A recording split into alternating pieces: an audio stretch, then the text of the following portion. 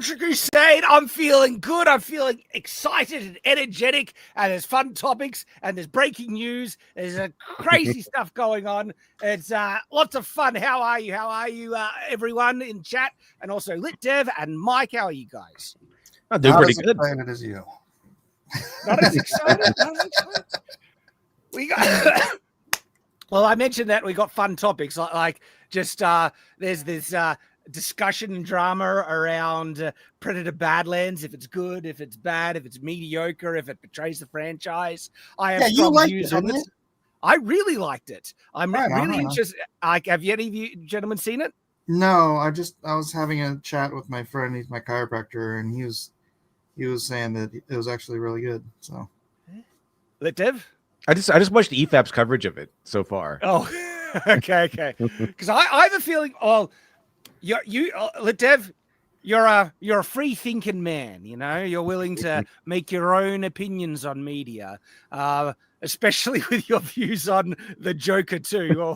So yeah, I was right about it being awesome and stuff. Yeah, I remember that. Oh yeah, I'm wondering if you'll be on my side about that, but that's going to be a whole discussion a bit later. We're still, letting people kind of rock up. And so we have some preliminary kind of topics to cover before we dive into the big one. So, and the other big topic is the critical drinker has been impersonated by AI. Oh, AI. I was like, impersonated how? It's like someone going around impersonating at cons or something. But AI, okay. But like actually cloned his voice and made a critical drinker style video, everything. Was it good? And I don't think it's great, but it's consumable enough content that random people who don't know anything might actually find it interesting to watch. So that opens up a whole can of worms discussion on the ethics behind it and where the future is going with this type of stuff. But before we dive into the big topics, like I said, I like the preliminary things. And just because I have a burning hatred for the BBC, the British Broadcasting Corporation, for the insane, like they've gone in, like unbelievably woke, and that's an understatement, how crazy and dishonest the BBC is these days. Mm-hmm. They have just lied, just bold-faced lied about so many people on the right, Tommy Robertson, Carl Benjamin, I so much. And it's just a propaganda outlet at the moment. It's disgusting. And then you look at the stuff that they started to make with Doctor Who and things like that. And so the BBC is trash. Okay. Mm-hmm. But they have been caught out in a big thing. And by the way, this is perfectly in line with what they've done before. But they have been caught out splicing together two of Trump's comments before the January 6th thing. And literally, like, he says something, and I'll show you what he says, and then they splice, like, something he says 50 minutes later together to make it look like he's inciting the riot, right? And it was barely a riot at that, okay? But it's so bad that it's been announced that Trump is actually going to potentially sue them. And when I say that's intentionally deceitful. Oh yeah. Well, I will show you. It's actually crazy how intentionally deceitful I've seen it. It is. It is. It's disgusting. Yeah. Also, I mean, Trump has a good track record so far of suing all these media outlets so far. He's won a few times. Yeah. So breaking, Trump puts BBC on notice. Retract, apologize for false defamatory documentary or face $1 billion lawsuit. Yeah, get him. Hope he wins. Hope he gets it. Oh, yeah. He means business. He's gone after people before, rightly so. But I hope he wins $1 billion from the BBC and then takes that $1 billion and sends those $1 billion into checks towards the American people. That'd be pretty funny. Oh, no, I want him to sue them and then be like, but I'll take Doctor Who. Yeah, just $1 billion. We'll take Doctor Who. Well, all of it. So Lives of TikTok shares this. BBC's this is So BBC's Director General Tim Davie and the Chief Executive of the News Division have resigned. Okay. After it was revealed that BBC edited Trump's quotes on January 6th to make it look like Trump was calling for an insurrection. And so this is it here. This is so dishonest. It's wild. listen to this. Let me get that volume up. They played the following clip. We're going to walk down to the Capitol, and I'll be there with you. And we fight. We fight like hell. Did you see it? Like, did you even? It's so seamless. Did any of you guys actually see where the cut was?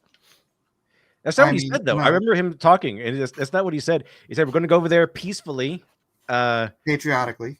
Yeah, patriotically. He didn't say we're going to fight like hell. That's not what he said at all. No, and he says like that. We're going to cheer on our, like, the Senate and Congress. Yes, Yeah. Mike knows it, right? Yeah. And look at how deceptive it is. You notice the subtle kind of ominous music they have playing in the background during that, like so they already are trying to, get the emotional tone look villainous, right? And it's like, look at him inciting a riot, right? And they splice together seamless, so it looks like it's a complete quote. But Trump didn't, in fact, say this at all. The BBC spliced together two clips that took place 54 minutes apart. So let's go through it again. We're going to walk down to the Capitol, and I'll be there with you.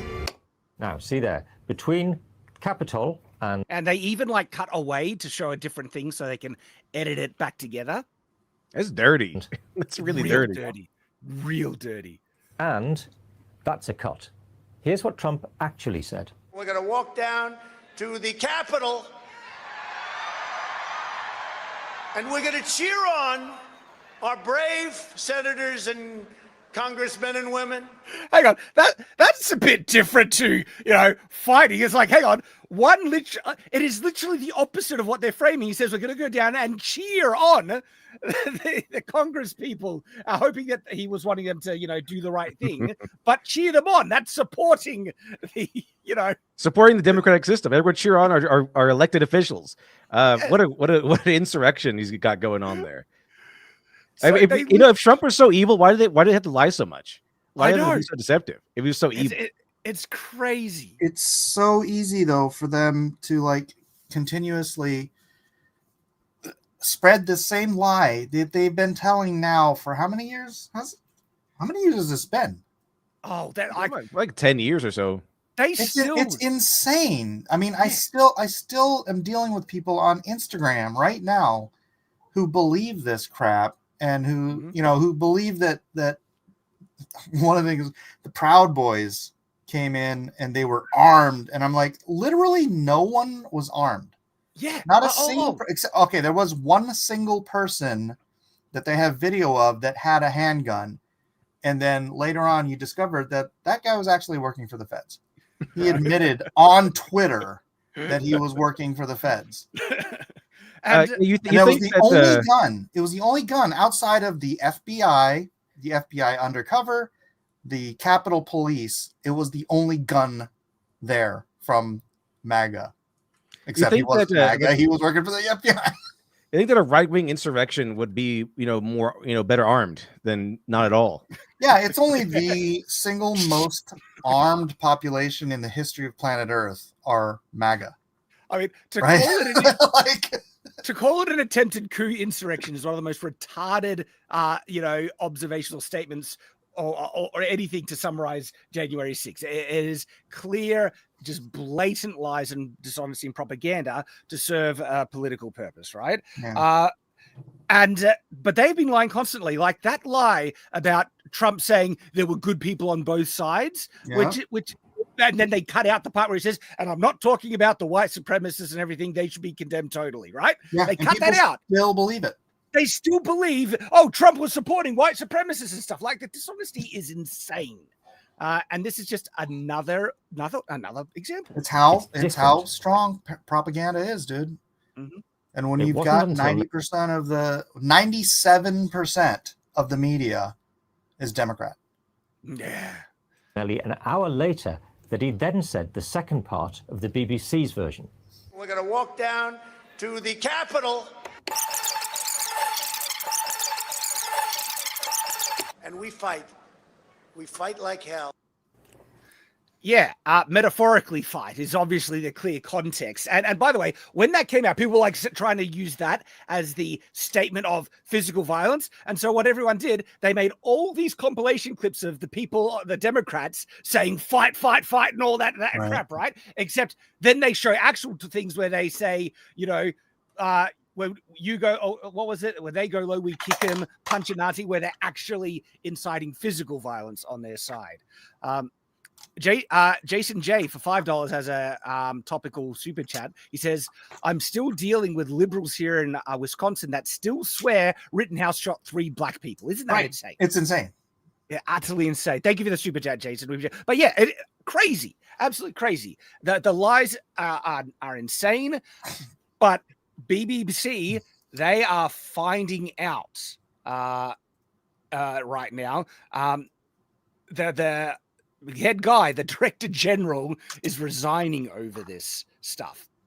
But the cope is also crazy. Like look at this cope, where this guy on some type of radio thing, he says that it was an editorial mistake. Hang on.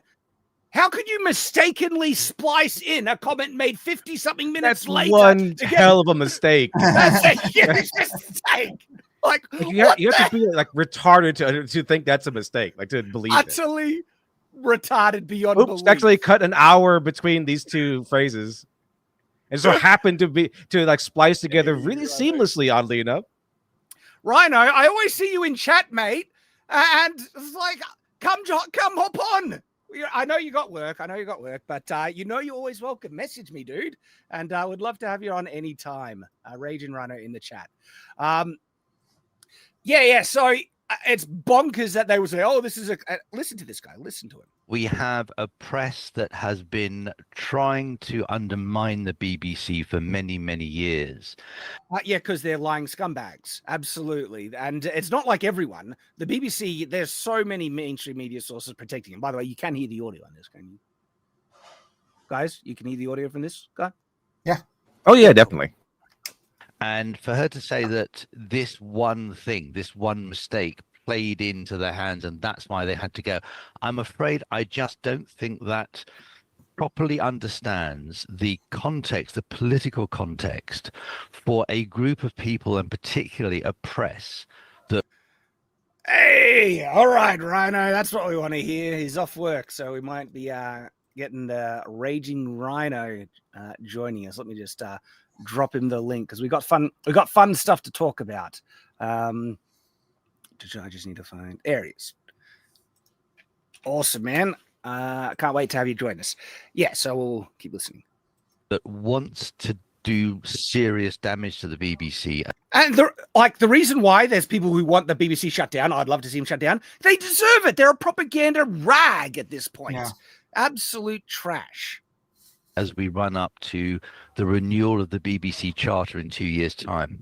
So there's a political context to this attack, and it is attack. It's a concerted full I know. The hypocrisy of this guy is like, they're attacking. BBC has been attacking everyone and lying about them constantly. Frontal assault on the BBC for what was absolutely an editorial mistake. Man, I was like, what? He's like, this is just full-on gaslighting. It's like, don't believe your lying eyes. It was just an innocent mistake. Holy crap. It was a really well-edited editing mistake, I tell you what. This is the meme of the guy shooting the guy on the chair and saying, why does everyone hate us? Unbelievable. And so Carl Benjamin, of course, calls him out, says, lying to the public to try and make them think the current American president inciting at an insurrection is just an editorial mistake. Unbelievably dishonest. It's just wild. And that's what their playbook is. It's like, don't believe your lying eyes. It is so clear to see the intent behind that edit, that there was intentional malice behind it to vilify and make Trump look like he was inciting an insurrection. All you have to do is watch it. And then it's like, oh, Innocent mistake, guys. Innocent mistake. Malfeasance. 100%. All righty. So Rhino is going to be joining us. So I'll hold off a little bit on jumping on the big topics, but we've got smaller kind of things that we can talk about before Rhino gets here. So I didn't realize this was a new thing, because it's like, so, like I said, this is 10 years old or whatever. It's like we've been dealing with this for so long. So when I just saw it online, just like, oh, it's like, why is this a news item again? As if this hasn't been going on. Trump is threatening to sue them. Yeah, that's news. That, like, so the suing and the fact that people have resigned over it is a clear admission of guilt on their behalf. It doesn't look good. No, it look good at all. Hope he does sue them, and hope he wins. I want him to win that $1 billion. They're pretty good. Yeah, like the BBC, like the fact that people in the UK need to still pay the tax, this TV tax, to fund the BBC when it is not being an unbiased voice for the people of the UK. It is a propaganda outlet for the woke left. Yeah, has been for years. Like our PBS, right? Yeah. That's why we got rid of it. That's the same with the ABC in Australia. The ABC is a publicly funded, the Australian Broadcasting Corporation, right? And they're insanely woke. And I'm paying for that nonsense, right? Yeah. Like, that is not representing even, like all Australians at all. And it's disgusting. And I want the ABC in Australia shut down. I want the BBC shut down because they're just full propaganda slop. Absolutely. Yeah, I saw a video of Ken Burns just crying about PBS getting defunded. I'm like, cry more, baby. Yeah, it's like, look, the TVNZ in New Zealand too, Chad is saying as well. It's entrenched. And it's, you can't kind of really properly describe how much the propaganda and bias has infested the mainstream media and the political climate and stuff. It's absolutely crazy. And I think that's actually partially a big reason why Australia is still struggling with trying to kick out these insanely woke, governments, especially here in Victoria, because I think so many just eat up the mainstream slop. Hey, Rhino, how are you, mate? Yo, sorry. I had to make a coffee before I came on. Yeah, wake up. Hey, how's your hangover from Flashcast? Yeah. Oh, man. I tell you what, every Monday I have to go to work feeling like absolute ass. Every fucking week. You do it to yourself, mate. Yeah, I know. Let me just tidy up here a little bit.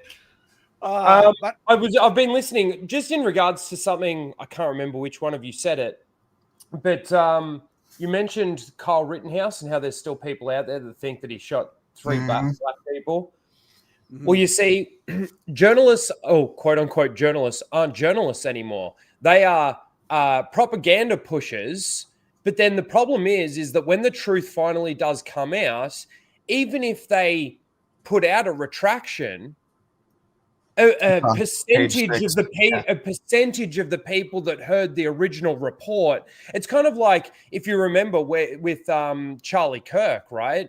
There were a lot of people tweeting, a lot of celebrities tweeting some of the shit that he said, and then people came and corrected them, and they're like, oh, sorry, I didn't realize.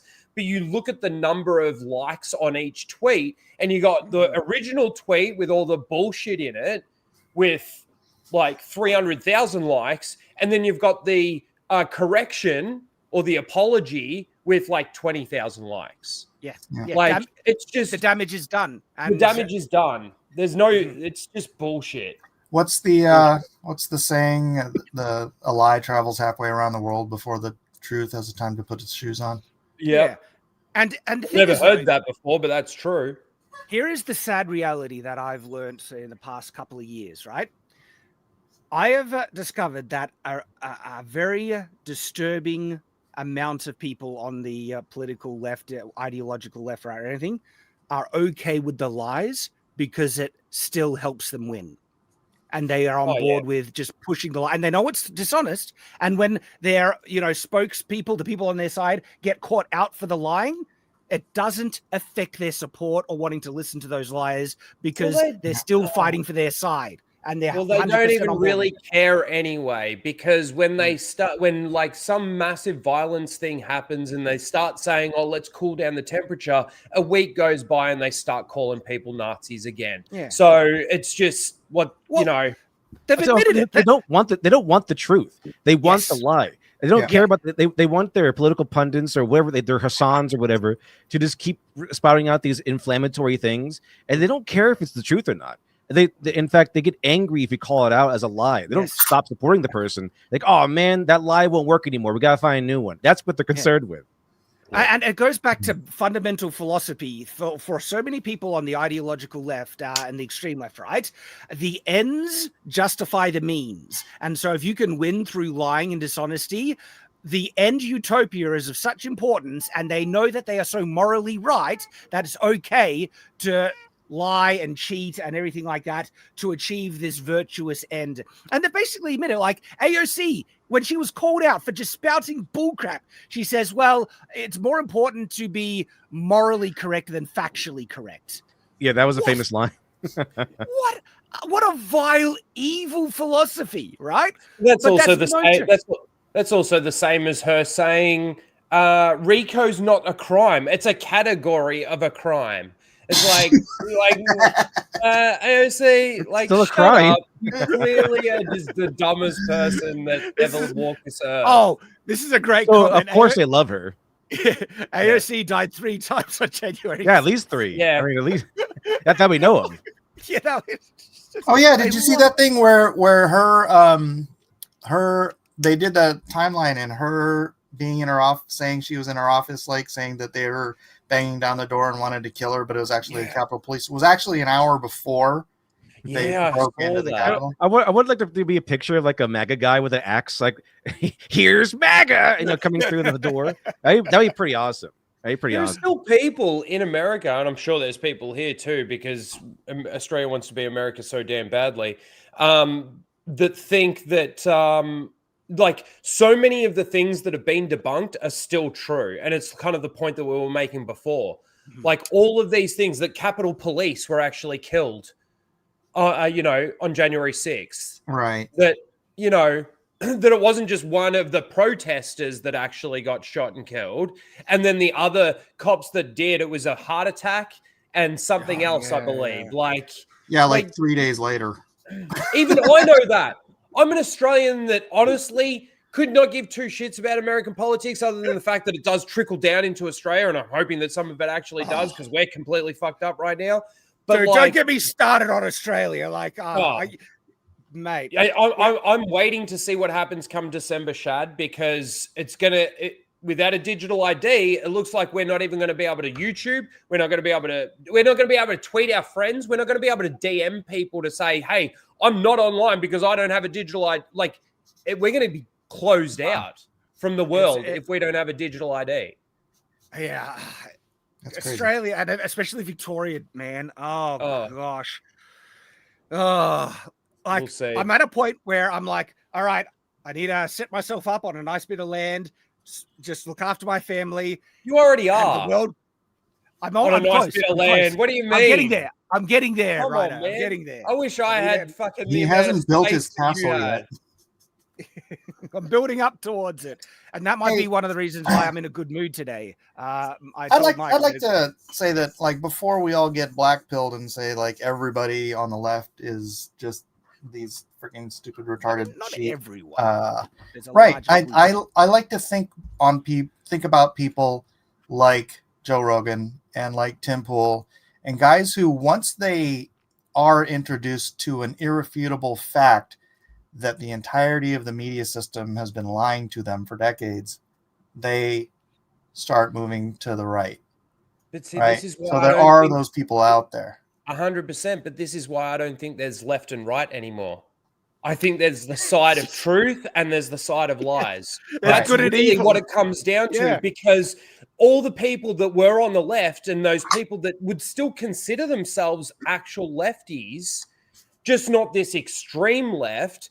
They're being called right. They're being called like far right extremists now by those far left extremists. So it's like, to me now, it's not these two parties of left and right, Democrat and Republican, conservative. Like, that doesn't exist anymore. There's truth, and there's believing in reality and believing in truth and facts and biology and all of that sort of thing. And then there's lies, believing what you want, believing in your feelings, believing in that they're the two parties that exist now.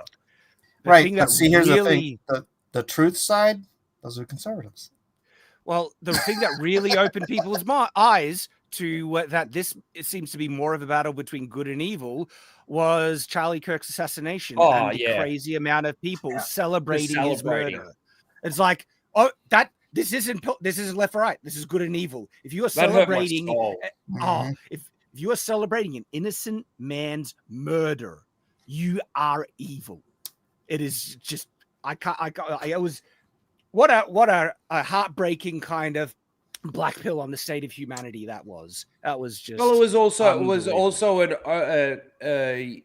I don't know what you'd call it. For me, it felt like I'd just watched a modern day like crucifixion or modern day like martyrdom, obviously. Yeah. To the point where like I've become fully religious, fully, on this journey with God and with Jesus and everything at the moment. I've been reading the Bible. I've been praying. I've been doing so much more since that incident. And that's been a worldwide thing. I'm not trying to put all this like thing on me. Or there's been a worldwide thing where it just, if it just on the religious side, it was massive. But then seeing it like, it's crazy the connections between like demons and the devils and what we're seeing on that side with the celebrations and the, I've been seeing so many connections to religious aspects to the way the world is right now. You're the way fruit. That these people act. Rhino, you're the fruit. When Charlie died, like one of the first things I thought of was the scripture where it says, and unless a seed dies and falls to the ground, right, it will not flourish. Bear fruit. Yeah. It can't bear fruit. And that scripture is like John 12:24 or 12:25. And then later someone made the correlation. He died at like 12:24 or 12:25. Yeah. Like that time was there's some crazy like things.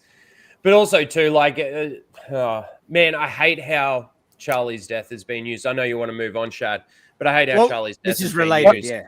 I found a really interesting trend going back, I think maybe a year or so, but it boils down to MAGA media on Twitter anyway. Involves fighting demons like Doom, Freerin, things like that. SJW media revolves around, say, sleeping with demons. I've noticed the trend. Like when you say that, I can look back to like examples of what they celebrate in terms of like some of these like fetishes that they celebrate. They're dressed up like demons. It's like, why are you like, like there are correlations or things to you can. Oh my gosh! Did you see the gathering of furries, like the Antifa furries? No. Antifa furries. No. I'm gonna see if I can find that. Well, while Mike looks that up, it does feel like we're in a simulation. Like the bad guys are furry Antifa soy boys. Dude, the day after Trump put that peace plan in place between Israel and Palestine and all of that kind of thing, there were people protesting outside the US consulate here in Melbourne for free Palestine. It's like, dude, did you not watch the news yesterday? Apparently he freed Palestine. No, but it was the wrong person, Rhino. They would rather a war continue than Trump be the one. Trump get the victory. Yeah, that's the insanity we're in. Idiots, man. I still think they'd vote for Hitler if Hitler came back to life and ran against Trump. I still think they vote for Hitler. Over Trump. Well, they believe in his politics as we speak. So why wouldn't they? National socialism. All right, gentlemen, shifting gears a bit. Wait, Antifa furries. All right, Mike. Thanks for. There's other videos of this group. Look at this. Oh, bubbles. I want bubbles. Let me play with the bubbles. Our cuffs are consensual. This type of stuff is. It's just enabling mental illness at this point. These are the people who think they can run the country better. They know the future. They are dead certain that their selfish way of life and their weird perverted way of life is where everyone needs to go. America needs to go this way. This is the future that they want to fight for, and that we're bigots and Nazis because we think that's weird. It's the whole you have to validate everyone's life experience as equally legitimate, otherwise you're a bigot. Every type of sexual predication or inclination must be validated and everything like that, and they still vilify the nuclear family unit. Well, that's just slavery for women, but everything else is on the table, right? And well, no, there are actual objective standards where there are certain things that are not healthy for one, and certain things that are better for society, like traditional family and traditional values. I just feel like every time I feel like there's a shift happening within the culture and stuff, I'm proven wrong. It feels like nothing is really changing. You know what I mean? I actually do get what you're saying. Trump gets elected, I'm like, yes, okay, we can start reversing this bullshit trend and everything. And yeah, maybe some things happen, and then something else happens. Charlie Kirk incident happens or something like that. Yes, okay, it's a horrible thing. But when I say yes, I mean yes, hopefully people can open their eyes and finally start to see some truth, and we can start to reverse this bullshit trend. But then the culture comes out, and the Hollywood does what Hollywood does, and all of this happens, and the journalists keep reporting about Hitler being reborn through Trump and all of this kind of shit. Nothing changes. I keep thinking that we're on this shift, and something happens, and I'm like, okay, good, maybe something can change from this. And then we just keep getting further and further into the bullshit. We're on a ship, right? And it's going down. It's called the Titanic. We hit a fucking iceberg and we're fucking going down. Well, all of these little things are pushing the rudder, but it takes a long time for that little rudder to change the direction of the ship. So, we hope. I understand that. Look, I understand that we can't snap our fingers and it just go back to the 1990s and shit like that. Hold on, dude. Look where we've gotten just in the past few years. Tim Pool was a leftist. Joe Rogan was a leftist, an atheist leftist, and now he's a Nazi by the left. This is exactly what I was saying before. Sorry. There's major influencers and major people. People are moving and moving. We are pushing that with that rudder. So don't let go, bro. I think you both kind of have a point, because what I have also seen with the conservative side winning a few more fights in recent times is that the people in the middle do get kind of brought to our side when they see the insanity and the lies and stuff. But people who are entrenched on the ideological left, I see them just doubling down and going even more crazy. More polarization happening where the sides they're saying the quiet parts out loud now. Yes. Yeah. They're saying the quiet parts out loud now. Dogs and going to for protests. Yeah. That helps normies recognize how freaking insane the left is. Insane, 100% drags them to the right. I get it. Yeah. And I know, like I said, we can't snap our fingers and the culture shift and everything just go back to fucking normal. But I wish we could. Yeah. But it just feels like sometimes we get those victories there, and then a week goes by and that victory doesn't even really feel like anything had shifted. It didn't do anything. That's what it feels like. Here's an interesting point. If we do win, and I hope that the right and the side of goodness will prevail, right?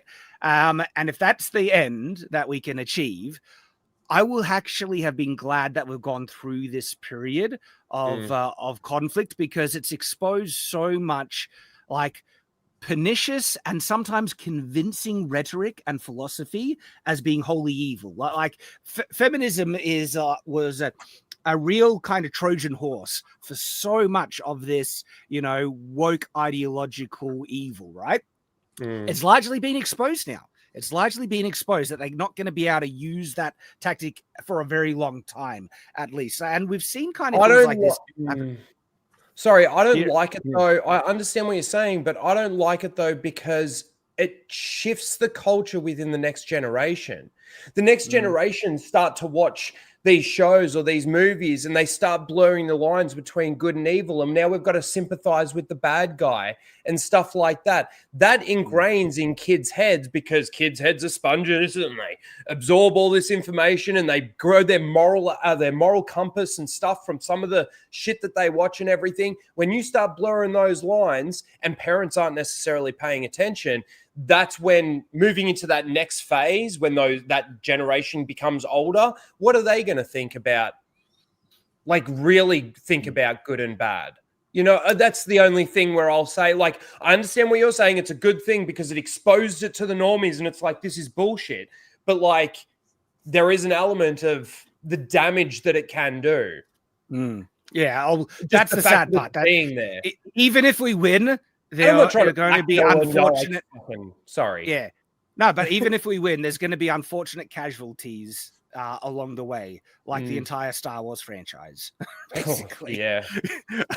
But gentlemen, I think we're winning in the sense that because the left no longer has the monopoly on media, and year after year, more and more people are abandoning like freaking ABC, CBS. They're getting their information from YouTube, from X, right? From social media, love it or hate it, has really just disintegrated the monopoly that the left has had on news and information. And I think that might be in part why they are kicking and screaming so loudly now. Yeah, there is an element. Again, I've got to just take one step back in regards to that and say there are still normies out there. I've got friends that I talk to and say, you're going to have to report you're over the age of 16 in December. No. Oh, you're not paying attention? Did you know that they arrested over 12,000 people in the UK because of social media posts? No. Right. Do you know that Netflix have children's entertainment that just pushes LGBTQ propaganda the entire time? No. It's these people, like, yes, we're plugged in. We're paying attention to like YouTube and stuff like this, but there is still a massive, and I mean a massive amount of people that do not watch YouTube. They still get their information and everything through Facebook, which is full of bots and crazy shit. They're still getting their information through their normal standard news or radio stations and stuff like that. They're not paying attention. I think most people in Victoria, Australia are like that, honestly. How could you actually elect dictator Dan after the crap he pulled during that? It's because the mainstream media was just glossing him constantly. And people were completely misinformed of what was actually going on. So I'm sort of playing devil's advocate here, and I'm kind of sounding like a real bad guy and all. And I fully have black pill. I haven't. I think that there is still hope, and I do still think that we can, start moving in the right direction. But I still think that there's a lot of people that actually do not know what's going on, does not understand the elements of what's going on, to the point where when they finally realize what's going on, it's going to be too late. Yeah. They're going to be slaves to the system before they realize, what's actually gone wrong. Yeah. Sorry, 20% of the people in America are still on, a terrestrial TV. Yeah. I don't know anybody who's on terrestrial TV, but apparently 1 out of 5 Americans are still getting TV through a little aluminum antennas. I don't get it. I even heard that that people were confused this past election when they went to go vote and saw Kamala Harris on the ticket. Like, where's Biden? Like, we voted for Biden. Why isn't Biden on? So there's some people who, even after all that fundraising and campaigning that Kamala did, some people who voted Democrat didn't know that she was the selected one. They all thought like, wait a minute, where's Joe Biden? What the hell? Right? So many people are just disconnected. Yeah. Oh my gosh! So, gentlemen, it's I time to kind of envy them. I'm not gonna lie. Shad, I got to ask you, did you just ban Big Phrase in the chat? I put him in timeout. Okay, Sorry. he's my troll. Like, your troll? Okay. He's allowed to troll me. He's allowed to. 'cause Okay. He cops it. He does cop it when he comes in and says some shit. So, Okay. he's all right. He's okay. All right. Just All right. let you know that. Okay, mate. You'll be coming back with an approval. It's just time out. He'll be back. Yeah, But I have started reading a Hedge Knight. Been pretty good so far. Got a couple issues in. Nice. Hedge Knight is great. Look, that's we're going to get off on another topic about Night of the Seven Kings, which we will cover. But before we do that, gentlemen, are you worried about identity theft? Is this a NordVPN plug or something? When I get a digital ID, I certainly won't be. Yeah, right. You'll just be doxxed instead. Yeah. That's look. That's an issue. And once you get a digital ID, they'll just sell that to whatever company. They already have. They're already selling it to offshore places that can just be hacked so fucking easily. I may as well just give my identity to everyone. Why don't you just sell it yourself and get the money? Yeah. That's true. So how do you put people? How do you find people that will put in timeout and you can bring them back? I'll give them another chance. Well, I saw that.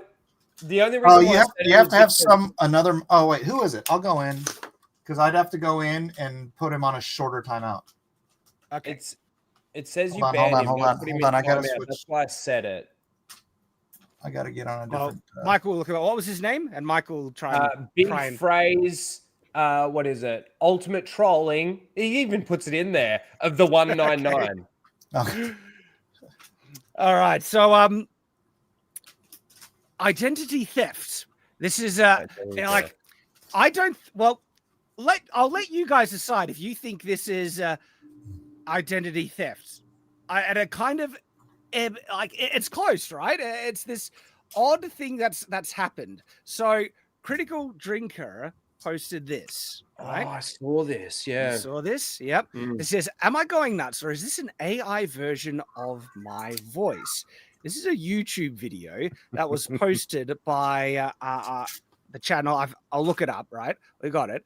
But actually, let me reshare it because I don't think audio will be shared on this one. So let me just share it. And obviously, when you hear this, you're gonna know that this was an unmistakable clone of Critical Drinker's voice. So listen to this. Right then, Hollywood loves selling you a story, doesn't it? The glamour, the magic, the stars aligning to create something. It kind of sounds like him, but a little more drunk. Spot on, man. 100%. Now that I know that it's AI, I can tell that it's AI. But I would say that if I didn't know it, it would probably catch me out. You know, there's obviously some human element to it, the inflections and stuff that Drinker actually uses in his normal speech or as the character of the Critical Drinker. But you're right. Like, it doesn't have as, I guess, extreme inflections as Critical Drinker points it to. Like, it's just a little bit toned down. But I would, like, if you didn't know, you'd think this is Drinker just kind of speaking a tiny bit more bland, but it's still got a lot of his inflection. Timeless. They want you to remember the perfect musical numbers, the dazzling costumes, the happy... Yeah, there does seem something like a bit flat about it. A bit monotone. A bit monotone. But if you're not looking for it, like Drinker with a hangover. This would have fooled me completely. Oh, look, he's back. There you go. Look, I didn't know, man. Give me a break. Sometimes we get loud.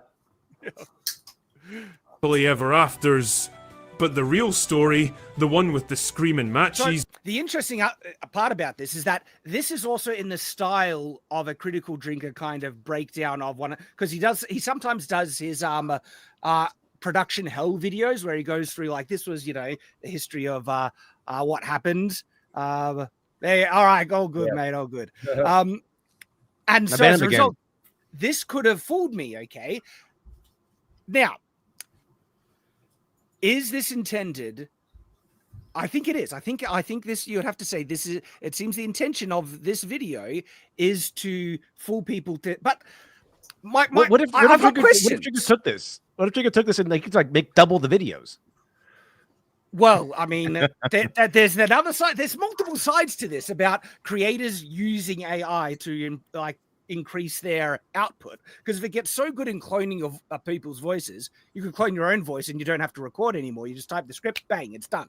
Okay. Right. And the best part about that is you can type out the script and bang, it's done. You don't have to edit it because it's not going to flub and like have to re-record over and over. This was manually edited though. You can tell because they're using clips from the film. Yeah, these are not AI. No. I mean the voice. You know, like when you're reading out the script, you're like, you have to pause the, you know, I did it recently because I got a scripted video on Shadiversity on SlopTube. Check it out. I think there's some important revelations in that video. But yeah, even in recording that, multiple takes to get the right kind of, you know, sometimes you like stuff something up.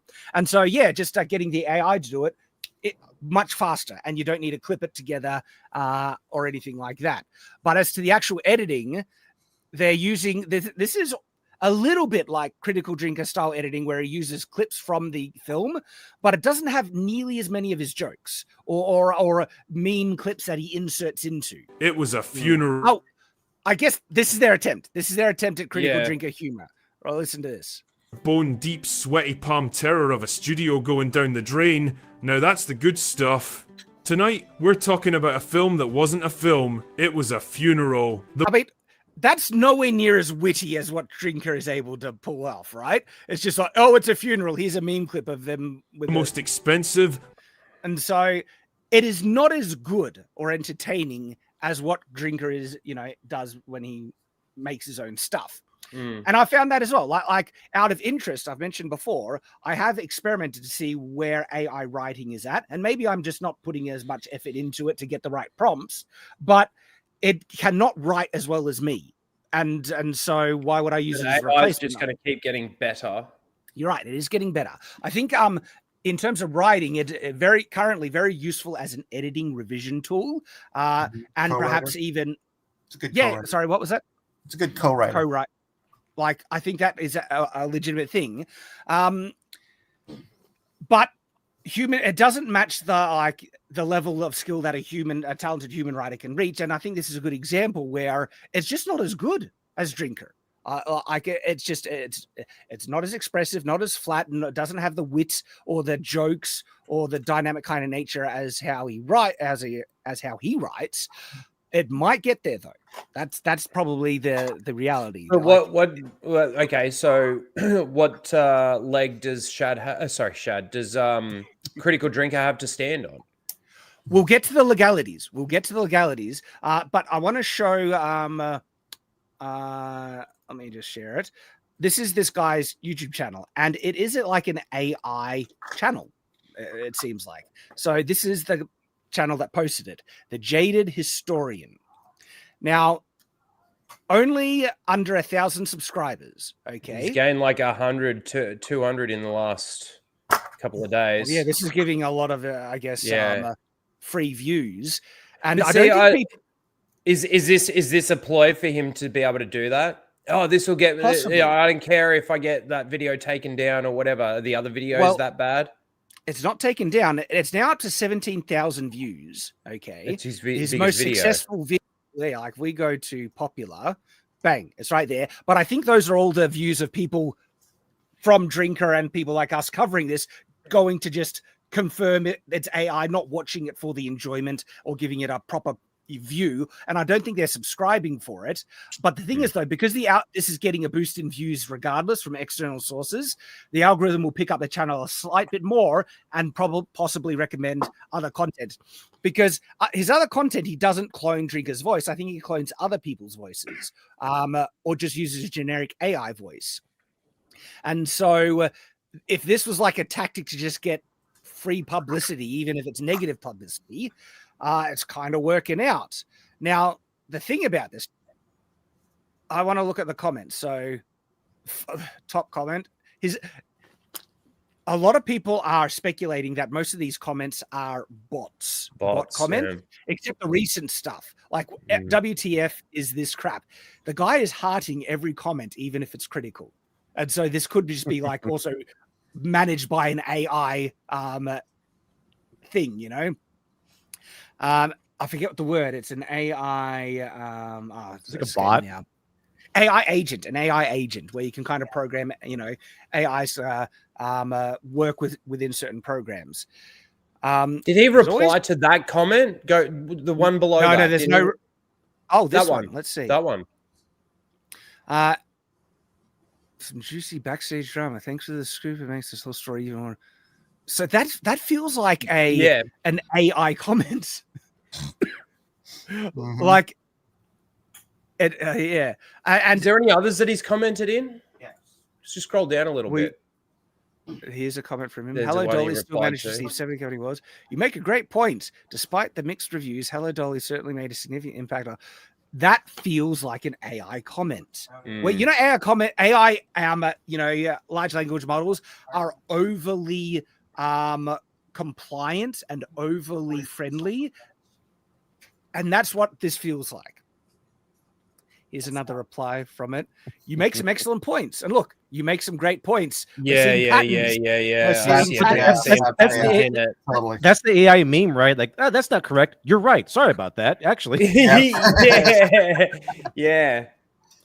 It's interesting how different interpretations can shape the character. That is 100% AI right there. So this is even like an AI ran account. That is just, you know, again, absolutely. She didn't just elevate the vocals. Totally get you. The overly friendliness, overly polite kind of stuff. And I think a lot of the comments are AI. Like, especially the ones he's replying to. As a young person watching Hello Dolly on TV, that Dolly grand entrance at Harmony Gardens was astounding. I watch it more than Funny Girl.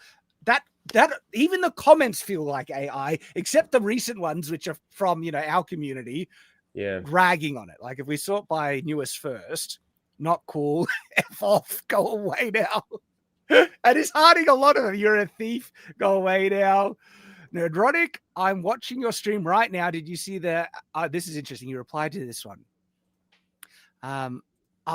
Here it is. Haha, I get it. Some movies just drag on, right? What's he doesn't even go. Haha, I get it. Some movies just drag on, right? What's your go-to for a good flick, good action flick? Look, it's even harder. WTF is this crap? Should have started with, you know, oh my gosh. So this is all right. This is interesting because this leads on to a broader discussion about AI's presence on YouTube. Okay. Because from the very beginning, I've been one of the more vocal people saying that I think people using AI, right, to complement and enhance their own works is a brilliant thing. I used AI in my recent scripted video, and I was able to make certain visualizations thanks to AI to convey a point that it would have been impossible for me to find a good visual for that. In actual fact, I think it's worth even showing you guys some of the visuals because some are great. It's about like YouTube slot you, right? And maybe you'll get a kick out of it. I got to share one of them in particular. So if you just bear with me for a second. This one I thought conveyed YouTube quite well. Let me know what you think about this one. What do you think that is implying? The message that it's conveying. And so, yeah, it's about, you know, YouTube is an insatiable slot beast that just wants, you know, crap content because it gets views out of anything. And so that was a good visual that AI enabled me to convey. And so it can complement works. And that was my point from the very beginning. There was something I did not foresee. Okay. And it's the way that YouTube is exploiting it. And perhaps maybe I'm naive for not seeing this because once upon a time, I kind of had a level of trust that people could curate what they wanted to watch through their own subscriptions. And if they didn't want endless kind of low effort AI slop thrown in front of them, they could just say, not interested, not subscribe, and it wouldn't get pushed so much. But YouTube has discovered that this is a source of endless content for them to just push. And if there's more content on the platform, that means more views, more consumption, more churning kind of, people watching, which generates more money. And so I actually think YouTube likes these AI slop channels because they are pumping out more content on the platform. And people will just consume it, okay, with a lot of people are unaware of it. And YouTube sees it as a win-win, and it's pushing it to levels that I did not predict, right? I was not expecting YouTube to push AI slop the level that it is, because the only way some of these AI videos get, like LitDev, I always use the clip of us reacting to Moist Critical, where that short that got over 300 million views. Right. The AI short. The thing is, though, an AI short getting that many views, that only is possible if YouTube was the one instigating those views, pushing it, recommending it to crazy levels. And so I like, if AI was able to be utilized as a tool by creators, I don't think it would upset the dynamics on YouTube at all, because people could get what they was recommended to them based on what they wanted, and AI could help out. But now, because YouTube is seeing it as a way to exploit, and throw crap in front of people just to hook them in more, it's causing some really interesting issues on the platform, and it's not making it better. Well, I put in a video about this guy talking. It's like an interview from a long time ago, and I showed you guys this video. I put it in the chat anyway, where this guy's talking about how it used to be on television, where there was only like 4 networks or so, and all of them had a paradigm. They had an easy formula, and they were not there to make great things. They're there to make what he called comfort food, macaroni and cheese, things to make you feel like nice and comfortable. So they'll make like a procedural, like a detective show or a sitcom, and they'll get some stars you like. They'll get you like, oh, you like this guy? Well, we'll get him to star in the show, and it'll be easy viewing. And it's supposed to be, they're supposed to be made to appeal to a general audience, to be as least offensive as possible. And that's kind of what their goal was, to be as appealing as possible. Now, the people would watch this and they'll say, oh, this is not great. I'm not really even sure if I like it.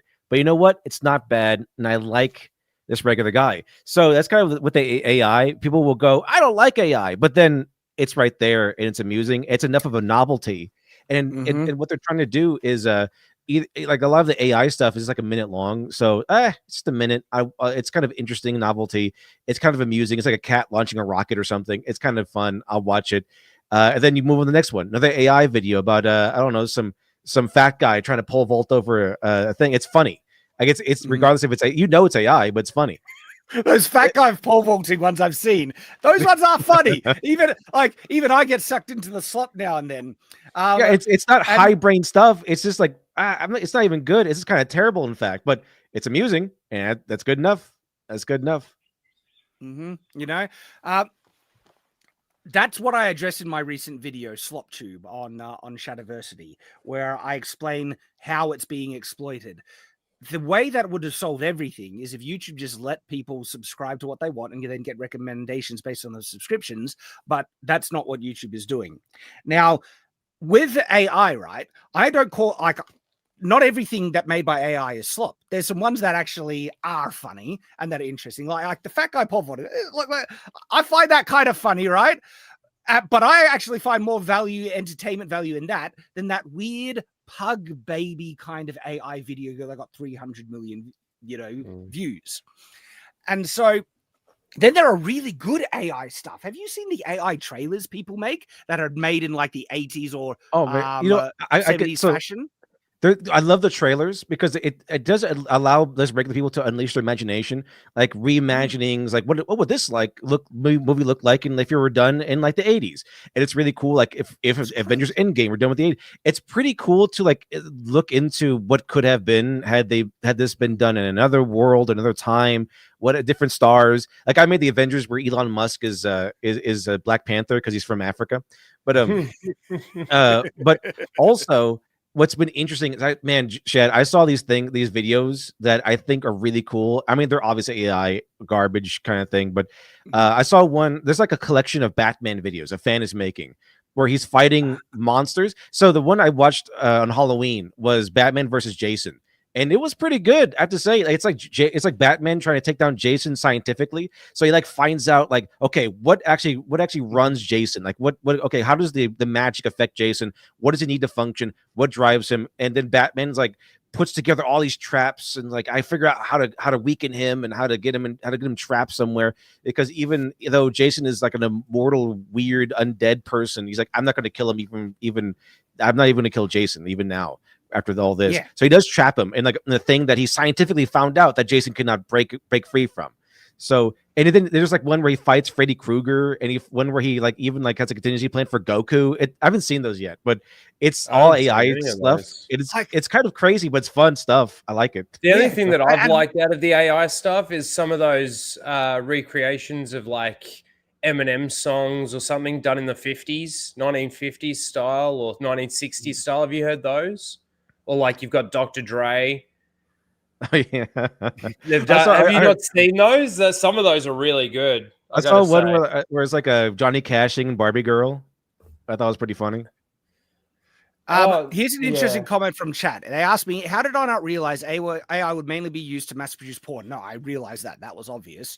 No more real thoughts. How can you pay fictional women to do certain things? I've talked about the AI, use for companionship, let's say, on Night's Watch, dedicated videos, and I've warned against it. And what I did not predict was YouTube exploiting it to such a crazy level to replace and subvert normal creators that people want to watch more of.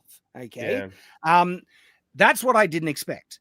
And maybe I'm naive about that. But the thing is, I think most people still have the preference of watching the real people. Like this AI person who's imitating Drinker.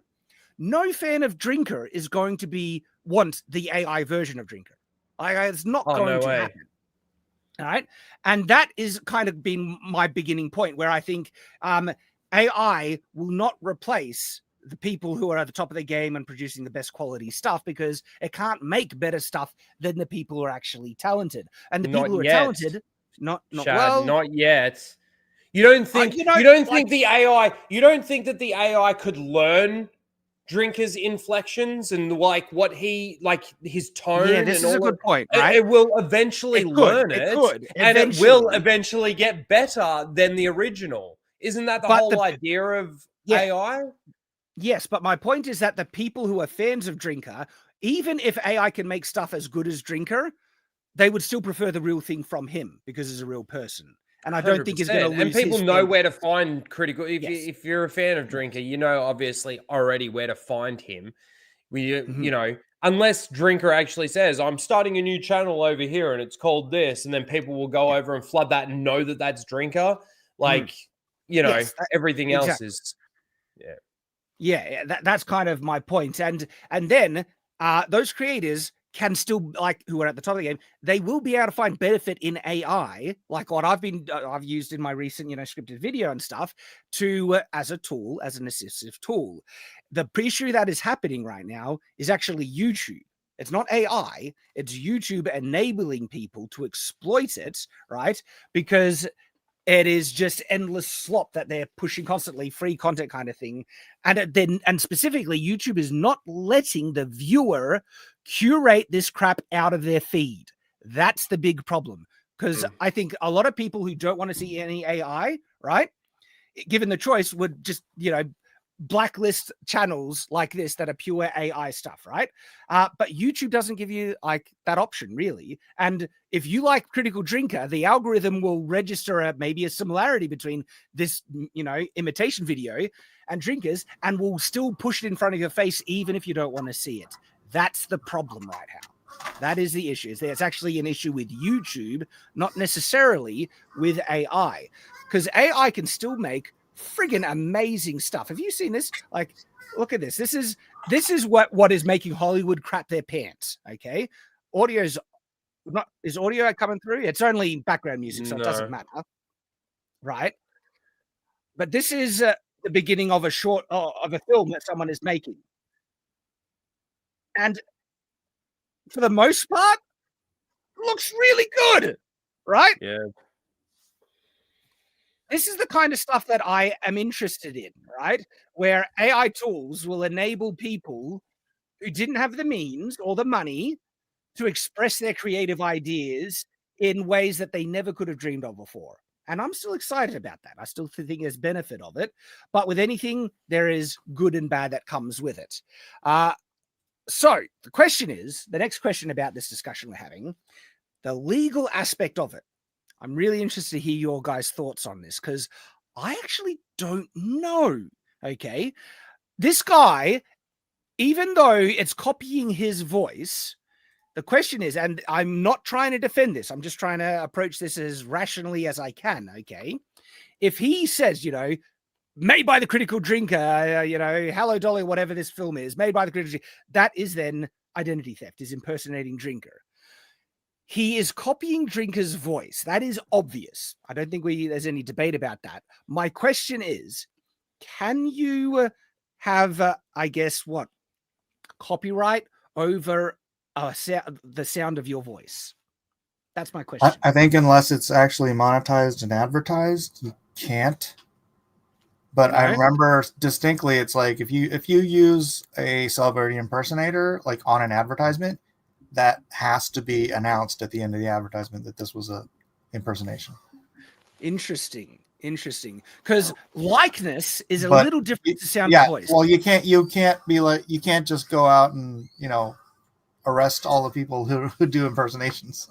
Well, that's what I mean. That is what I mean, right? Because we understand that actors have rights over their likeness. And so Disney can't make a new Star Wars film with someone that looks exactly like Mark Hamill, Luke Skywalker, without them buying the rights to his likeness to do that.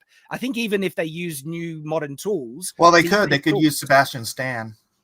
Well, if they use it, this is where it gets gray. So they can't just purposefully imitate someone's likeness without having the rights, but they can cast another actor that looks similar, even sometimes really similar to what that actor looked like.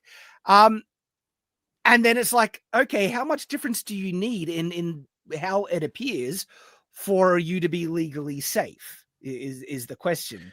Read Comics says parody in the chat. Yes, you could do parody. Let's say I was making a video and I wrote out a script and I'm sitting there, I'm recording it. I've done all the editing and everything. And let's say I wanted to use a snippet of a Critical Drinker saying the message or something like that. And I just used AI for that. I don't necessarily think that there would be a problem with something like that. Honestly, Critical Drinker, I don't think can do anything about this. And why would he to a channel that's only got he could possibly try to ask for a cease and assist, but why would you really bother? You'd keep your eye on it. Yeah, you'd certainly keep your eye on it, but I don't think he's got. Well, the thing is why I don't think he would have much legal recourse. One, he doesn't really need to, but the reason why I think it doesn't have much legal recourse is that they could just feign, we're not impersonating. We just use the sound of a Scottish person. We're not claiming it's Critical Drinker. That's kind of the defense that they could do. And unfortunately, I think they would have some legal weight. We're just using a Scottish accent, right? It's a generic Scotsman voice. It's not. We know it's not. But that's what they could feign ignorance. Where Drinker actually might have more legal power to try and I don't think he would bother because, again, it's no threat to him. And I don't think he cares too much. But I think he would have more legal ground because the Critical Drinker is actually a character he plays on his YouTube channel.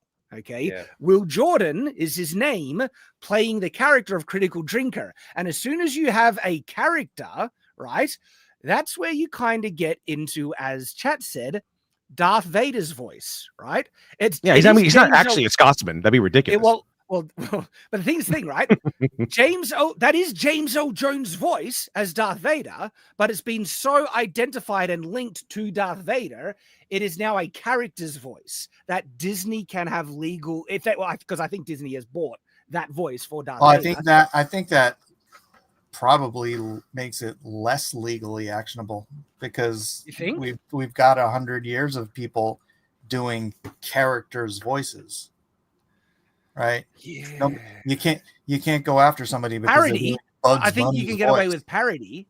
Yeah, like, what if like you had because you're a not voice actor trying to say that this character is Bugs Bunny. But if I sat there and did a whole show in Bugs Bunny's voice, Warner Brothers couldn't freaking sue me over it. You know, I think the key distinction is I think people can get away with copying voice and even likeness if they don't sell it as the exact same character from the same brand. Like right. I.e., this guy's not saying this is the critical drinker. Come and blah blah. Whatever, you know. I think this is the key legal point here. Because, like, if I made a character that looked like Bugs Bunny and sounded like Bugs Bunny, and then I made a video saying it's made by Warner Brothers and this is the name Bugs Bunny, and I'm actually kind of stealing or, you know, trying to use their IP, I'll get in trouble. But then if I say this is Joe Blow Bunny that just happens to look and sound like him, and it's not made by Warner Brothers, people have been getting away with that type of stuff for years. Like, do you remember those cheaper Disney knockoff films that would come out every time Disney would put out one of their major release animations? I remember Hunchback of Notre Dame when it was being released, going through Kmart, and there was a crappy animated film. Yeah. Secret of the Hunchback. And it looked exactly the same. It had Quasimodo on the cover looking very similar. 50% cheaper. Yeah, right. Yeah. And so I think people have been doing that for years. And unfortunately, I think that's what this falls into.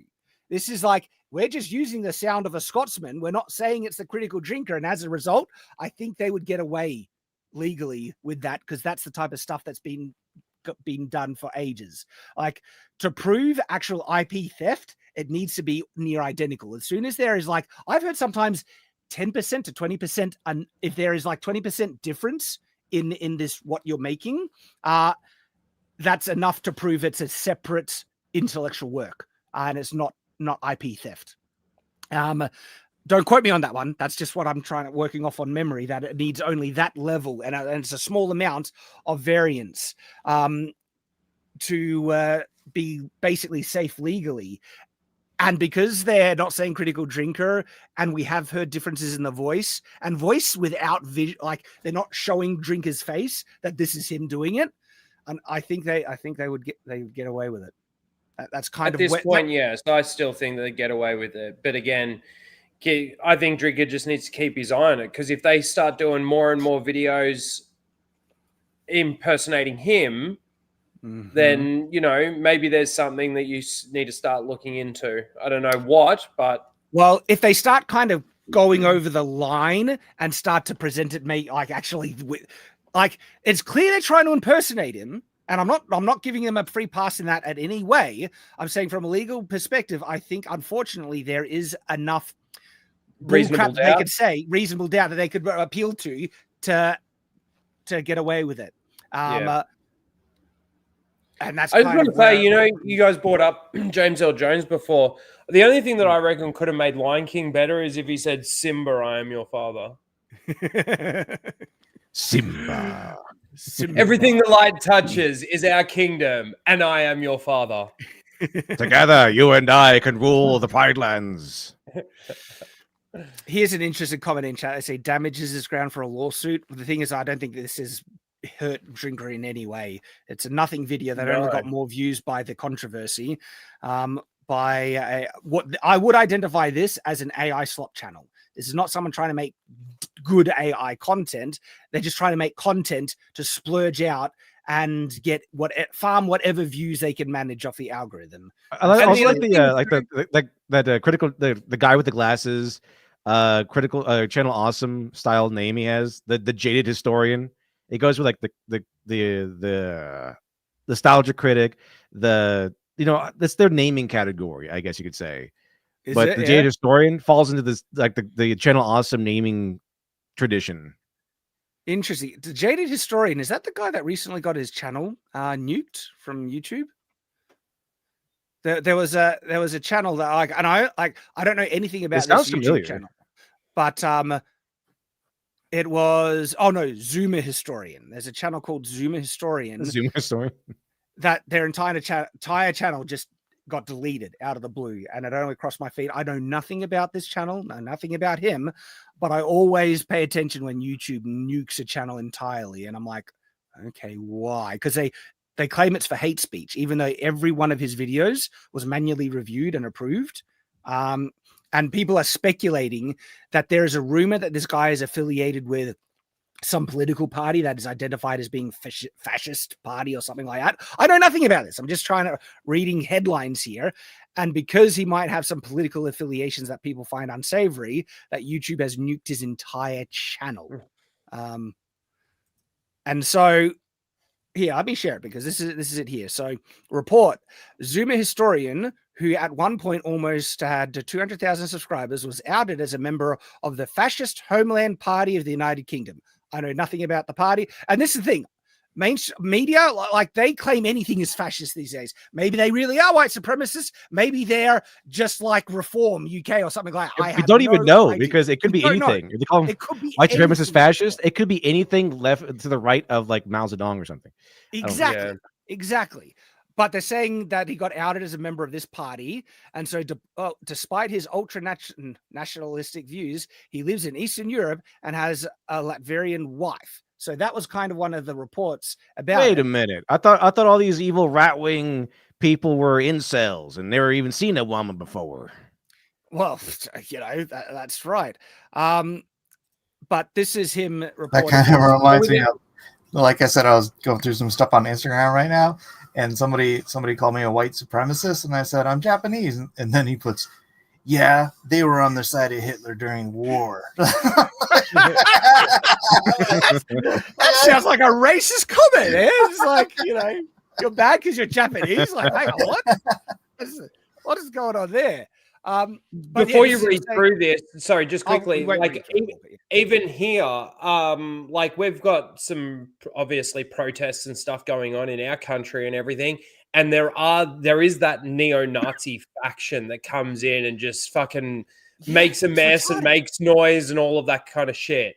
So yeah, look, without looking into this guy, there could be some connection to, let's say, a group like that. But that's where we don't know. Everybody who is right of center is a fucking Nazi right now. So, yeah, you know, yeah. Just Nathan Cassidy, we didn't turn off super chats, and I know we got a couple. So let's catch up on some of these because we're about to jump to our next subject. And so, from Empty Veins for $5 says, Shad, have you seen the leaf blade swords from Valiant Armory? I have not. I'm interested. They have both long and arming swords with leaf blades and some Irish ring pommels. Okay. I'll give them a look. Cheers. McSkittles, member for 6 months. Thanks for being a member, dude. Always good to see you, McSkittles. How's the Japanese channel coming along, Shad? We need it so more VTubers. We need it so more VTubers react it so we can get more historically accurate swords in anime. I agree. It's still in the way, like they're waiting. Again, they say they're waiting for the AI. Maybe I'll send them an email and say, hey, get that Japanese channel. We'd probably get Korean language channel before Japanese. But it all helps. I want to get our stuff in Asia. Patrick Reed for $4.99 says, when I grow up, I want to be disconnected. Touching grass, that's the way. Barbara Country for $5 says, only a effing idiot think predators lack a civilization when they communicate with each other, develop tech. A movie about the side should be welcome. Well, that's going to be the next topic. We're going to talk a little bit about Predator Badlands in a sec. So we'll dive into all of that. Caleb, Fear the Androgynous Haggis, $5 says, hey, Shad, I tagged you an X and AI video. You should take a look at a new cartoon. If woke was back in the 80s, I did a thing you would like. It's lol. All right, I'll give it a look when I check out my notifications on X. Cheers, man, and thank you for the super chat. And Karnek Catrol for $2 says, have you watched the AI MV breathing Elon Musk? No. That one not yet. Oh yeah, that one sounds interesting. All right, so wrapping up that topic on the drinker imitation, was there anything else that you guys wanted to mention about that? I think we covered most of the, layers to it for the most part. Yeah. And so let's move on to Predator Badlands. Who here has seen Predator Badlands? I haven't. No one? Am I the only one? That goes to show you the interest people have in it, because the marketing for it has been awful. I mean, well, the guy he looked like a regular dude with like a little bit of face alteration. They kind of made him look normal as opposed to the cool monstrous predators of the past. And so it's like, okay, well, this is not really feel like a predator to me. And I already saw Prey, which I thought was terrible, and I wasn't really interested in this one either. Well, yes, and the it's doing middling at the box office. I think it has a lower budget than other stuff, so there's a chance that it might break even. They saved money on the crappy CGI. Sometimes I wonder if I'm CGI blind. I didn't see any stuff. I didn't see any CGI that was so bad that knocked me out of the film. And to me, that's like my baseline. And if I don't get knocked out of the film, I think it's adequate to good CGI. I thought it was fine. My kind of standard for obvious bad CGI is the Flash film, where it was just a nightmare. For me, with the Predator franchise and stuff, it's just been going downhill and downhill and down. I've heard some good things about Prey. Obviously, Dev, you don't feel the same way about it. But I haven't even seen Prey. Like, since I think, which one was it? Is it Predators, the one where he sends the gear to the kid? No. Oh, that's the Predator. Is that the one where they're in the lab and he breaks into the lab and everyone's retarded and there's these criminals on a bus and That like ever since that one, like I've kind of just lost complete interest in the Predator franchise. I tried watching it. It was so bad. I turned it off. I got like maybe 15, 20 minutes most into it. And I'm like, this is retarded beyond belief. Yeah. I'm done. Okay. The fate of the universe relies on an autistic kid. Beautiful. Was that what it was? That was the result of the movie. It was the savior's going to be the I thought that was the Elon Musk story. Yeah, probably. No, like the stupidity around that lab and what they do to try to stop the Predator. Everything was so stupid. I'm like, I'm losing brain cells. I'm done. I don't need to review this. And that set my expectations of this Predator film going in rock bottom. And the fact that, in my opinion, had a logical, salient enough plot, satisfying arcs, enjoyable enough action, everything. I thought the film was actually good to even very good. I gave it a 7 out of 10. Maybe in discussion I can be brought down. But what's interesting about my reaction to this film, it's put me on the other side of a debate I've had in the past. And so I've had and this was a fun debate with Mauler and the EFAP guys regarding objective analysis and where you, I guess, put your point of reference. Because whenever you judge anything, you need a standard by which to judge it. And so if you want to judge something to be just physically big in size, what determines what's physically big? Mount Everest seems very big to us, but on the scale of a planet, Mount Everest is tiny. And so by virtue of the point of reference we use, that flips how perception of the way we judge things drastically. Both are objective points of references, standards to judge something by, but when people use a different standard to judge something, they can have very different conclusions as to what they feel about it. And so when judging media, if something is good or not,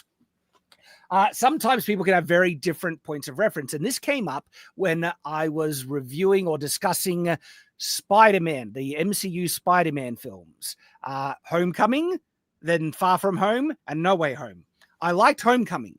I did not like Far From Home. I actually particularly despise it. And I also didn't like No Way Home. And more people liked No Way Home, and I did not like it. And, really? Yeah, I didn't like it. Great movie. Really? See that? Well, I have my reviews are on this channel on Night's Watch. You can go to those reviews to hear my detailed thoughts. But the reason why I didn't like it there are objective problems with him where I think Peter Parker acts like a stupid moron and causes most of his own problems that he then needs to fix, and that just frustrated the hell out of me. But at the same time, I could not separate judging this film based on my standard of who Spider-Man is, what a Spider-Man film is supposed to be, the character and everything. And I felt particularly in Far From Home, they betrayed Spider-Man's character. That he did things that were completely out of character for who Spider-Man is. Spider-Man is a smart Peter Parker. He's smart. He's a smart guy. He often defeats his enemies by intelligence, and he acts like a friggin' retard in that film. You're talking about the second one, right? The second one. The Accidentally setting a death droid onto one of his classmates who was that stupid, and then giving up the access to like an insanely powerful self-defense network to some random idiot he just meet. Like, so all his problems are created by his own stupidity in that film, and he acts so dumb that I just got frustrated with him. And comparing that to the standard of who Spider-Man is pissed me off, and I like it was not a Spider-Man film. And so I was explaining that this is where I gave an analogy which and this is all related to Predator Badlands, about spaghetti bolognese. And here is my point, right? You go into a restaurant and you order spaghetti bolognese, and you're just in the mood for some great spaghetti bolognese. If they give you something that's not what you wanted, even if it's good, right? Like, say they give you shepherd's pie. They give you a great shepherd's pie. My point is, it doesn't matter how good that shepherd's pie is if you want a spaghetti bolognese. Now, this shepherd's pie might be a really good shepherd's pie, but you know what? This shepherd's pie is garbage. It's a garbage spaghetti bolognese because it's nothing like what. And so as soon as you have a different standard that you judge something by, something can actually be both good according to one standard and crap in another standard. Okay. And so, Star Wars is a really fun action film. It is is it a good rom-com or is it a good love story? There's some love story in it, but it's not really there. Like Pride and Prejudice, really great, love story, but it's a pretty crappy action film, and as soon as you give a different standard, there's a different metric to measure it by and judge by. And so my criticism of Spider-Man is that I think the Far From Home, and in some ways even No Way Home, are actually bad Spider-Man films, specifically according to who Spider-Man is and meant to be, because you have a wealth of works that define his character quite strongly. I think he even betrayed his core ethos in Far From Home. With great power comes great responsibility. He doesn't even want to be a superhero at the beginning of the film. He's this lazy guy that, get Captain Marvel to help you out, Nick Fury. And he only... so many things pissed me off because he was contradicting who Spider-Man was. Okay, Predator Badlands. It's flipped entirely. I feel like so many people hate this film because they feel it is a garbage Predator film. They're saying this is not what it's a girly Predator film. It's not what who Predator should be. They're contradicting the lore of who Predator is, right? Now, I'm not invested in the Predator lore or the Predator universe, the expanded stuff or anything like that. And my expectations really low. So I went into the film basically just judging it on its own merits. And I think in isolation, I think the film is actually quite decent. I also think there's an argument to be had that this is consistent to the Predator culture, okay? And people have been arguing this already. But for most people, because it's not the Predator film that they want, to them it's a garbage film. And I find it interesting that now I'm on the complete flip side. So that's almost the same argument as people saying, The Last Jedi wasn't the film that they want. That's why they say it's shit. You know why it doesn't work for The Last Jedi? It's not the Star Wars that they wanted, so that's why they're calling it shit. The reason why it doesn't work, the reason why it doesn't work for The Last Jedi is The Last Jedi is both astoundingly crap and it isn't the Star Wars people want. It's a terrible Star Wars movie and a terrible movie. So exactly, it's both bad. Whereas there's an argument to be had with Spider-Man, Far From Home, and No Way Home, that there's some decency in those films. And from my perspective on Predator, there are valid arguments to make a case that there's a lot of good in this film. Predator Badlands has, I feel a masculine story about the reject, the runt of the litter, going through an arc of learning how to become a man and stand up for himself and find a better a better form of family and honor than the predator culture that he was brought up in, which only values strength. And if you're weak, you deserve to die. And there are other things that sounds familiar. If you're strong, you live. If you're weak, you die. It's the, the law of nature. It's 300. It's Leonidas' journey at the beginning of 300. Yeah, right. Well, the Agogi. People also hate it just because it's Disney. And guess what? I get that 100%. I actually get it. If you just hate it because it's Disney, I'm like, valid. I can't argue with that, right? Disney deserves the hate at this point.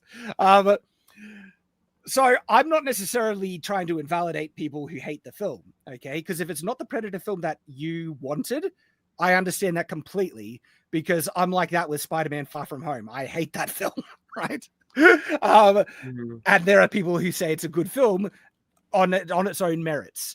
And so I understand it. I'm not trying to invalidate people that hate it, but I guess all I can do is give a mild defense by the fact that, judging on its own merits, I do think there is actual quality in this film. And you know, this reminds me of the Alien franchise, right? Because all of the Alien movies are different types of movies. Like the first movie is a space horror. The next one is an action adventure. The next one is some sort of weird psychological freaking rigmarole. But it's like individually, even the third one's a good movie. But put it in the context of like, oh man, they killed Reese at the beginning, and he didn't make it. It discounted the previous movies. But like I'm saying, if you take them individually as the kind of movie they are, even the third one is a good movie. But you're facing kind of a similar situation. I just find there's three franchises. There's Predator, Alien, and Terminator that amazing to begin with, and they've just gone off the rails over time. People haven't known what to do with them. People have changed the lore behind them, the canon within the universe, within their own respective universes. And it starts to become like, for us nerds and everything, Shad, I know you liked Predator Badlands, but when it comes to these franchises, it's like, all right, if you're just going to take it to somewhere where it's not even attached to the original canon or whatever, then I'm not interested anymore. And people aren't giving it more and more. People aren't giving it the chances anymore because of they've experienced Star Wars. They've already experienced Star Trek. They've already experienced Doctor Who. Now, these franchises have been going for a while. And of course, as each iteration keeps coming, they tend to get worse. I will give Terminator Salvation a little bit of a okay. I mean, Terminator 2 is better than Terminator 1. But then it starts to fall off. Hell no, Terminator 1 is the best. Oh, Terminator 2, man! I need a poll. But you know what? That's also you know what I'm saying. Alien. Anyway. Yeah, I do. I get exactly. Terminator 1 is a horror movie. Yeah, you're right. Terminator 2 is an action adventure film. Your Ultimate Troll has something to say. He says, plus in lore, predators have teamed up with humans at some point. There's one story where a veteran predator hunts an engineer with a human, but then the man can use engineer weapons because of the DNA. And Robert Meyer Burnett, he loved the film, and he's been getting into a lot of arguments defending it. Now, me, I'm like, if you hate it, I don't care. I enjoyed it, and I don't really feel any need to defend it, apart from explaining why I liked it, right? But he's pointed out a couple of things, like these are some Dark Horse comic covers for Predator, where he literally teams up with with women, and so his point is what Predator Badlands does isn't actually that far out of the realm of the Predator franchise. Well, he actually looks like a predator. He looks like what a predator should look like. They look more like predators. There's that. But in terms of certain plot points, okay, it might not be in the films, but comic books and other things have explored similar type of stuff. I mentioned in my review that what they did, I felt, was a risk. I wasn't expecting them to try and make a predator that you could empathize with. The predator worked really well as this mysterious, unknowable antagonist that is just there to murder and kill you, right? And that mystery added to its appeal. And so trying to go, explore that, I felt, that doesn't feel very Predator-like. That's going in a very different direction to what my exposure to the Predator franchise was. But I haven't read the comics. So in the comics, it seems like they've But that's the same argument I can make about Terminator 2. Yeah, right. And so, again, I don't necessarily fault the film for going in a different direction. And I ended up liking that they made a Predator that you could understand its perspective, but it was still very much this is where we get into some debate. People say this isn't Predator, and they contradict Predator lore. I don't know enough about the lore, but from my, I guess, uneducated perspective, he acted like a predator, right? He wanted to be the merciless killer. He wanted to be strong, and he believed in his culture. And only through the course of the events of the story, I want to try. Do you guys care about spoilers? I'm not sure. No, I don't. No. Yeah. Through the events of the story, he finds out that an alpha that can just kill everyone is not better than an alpha that protects his own clan. And you understand his logical process, because his clan wanted to kill him because they perceived him as weak. And so something happened. There's the inciting incident of this film got me invested.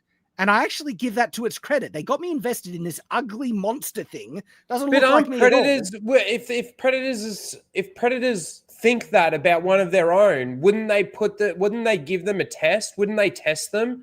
And all right, well, if you again, I'm not massive Predator person. I don't know the ins and outs of the lore or the canon or the universe that well. Obviously, I've seen the movies and stuff, but I don't go that deep into it. But if that was the situation, wouldn't they test that predator or something like that? The context of the beginning of the film is that they did, and he failed. And so... Well, then he should be dead. The failure should be death. That's the beginning of the film. Right, that's the beginning of the film. It should be like Hunger Games is what I'm talking about. You send this predator into a fucking situation where you either succeed or you die.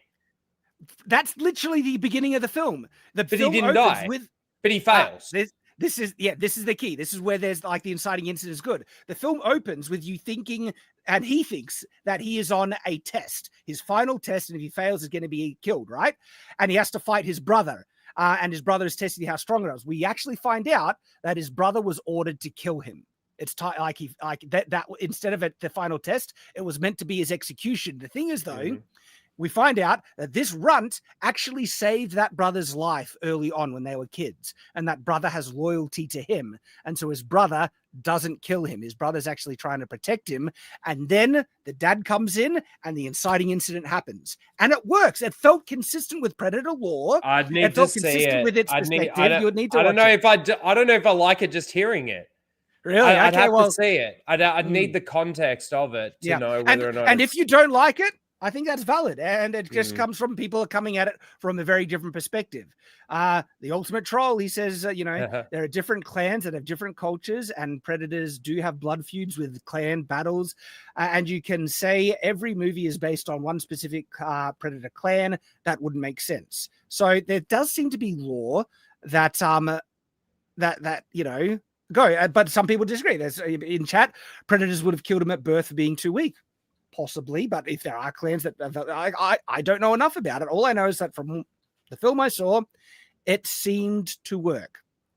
And the arcs were. Wait, how do you judge if a predator's too weak at birth? I don't know. It's small. Is it too small? You just leave them out for a week and see if they survive. Yeah, basically. And so they've got the baby-sized blasters and helmets and stuff. This is interesting. Go up against a baby plasma alien. cannons.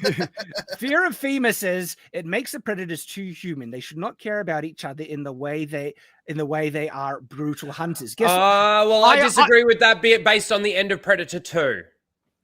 Yeah, that's I kind of disagree with that a little bit based on the end of Predator 2. Yeah, and the thing is though that the runt and his brother's relationship, the film explicitly shows that that is out of the ordinary. The ordinary standard that the predators have, that this film establishes, is the perspective of the dad, okay?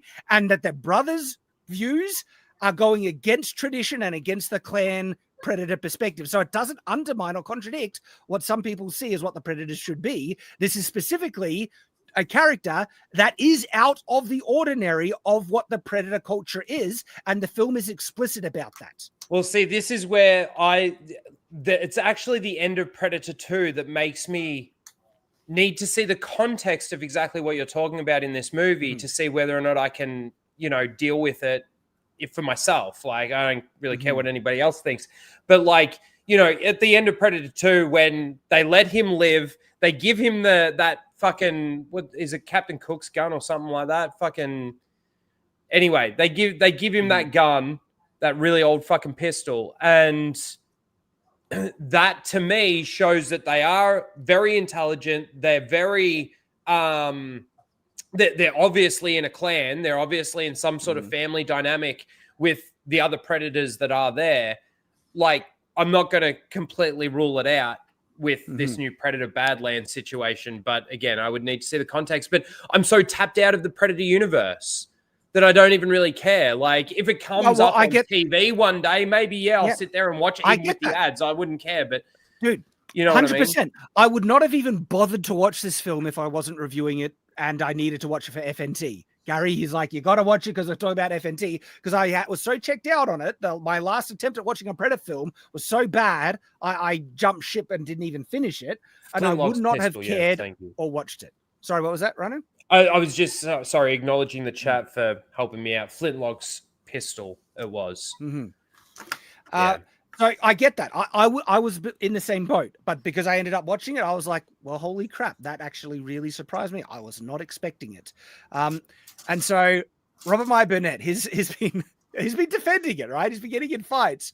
And so there's been like there are grounds to dislike this film, 100%. But the people shilling for it, like, are trying to, gloss this thing, just end up lying about it. And then that turns more people away. They're trying to say that it's like this buddy, get along, queer romance, feminized kind of thing. But it's not that at all. Okay, there's no romance between those two characters in any way. Is that supposed to be a male predator or a female predator? Male, but a runt. He's weak and little. Straight off the bat, I'm like, I don't like the way first of all, I don't like the way the predator looks. I agree. And they've definitely made that predator look feminine. Or weaker. I don't see feminine traits. I think what feminine traits? I think he just looks. He's weak. It's a trans. It's a trans fucking predator. That's what it looks like. It honestly fucking looks like a trans predator. Okay, because I don't see that. He looks too alien for me to try and see gender, I guess. I mean, look like a guy to me, but it just didn't look a predator to me. That's kind of my issue. Well, that's the criticism, yeah.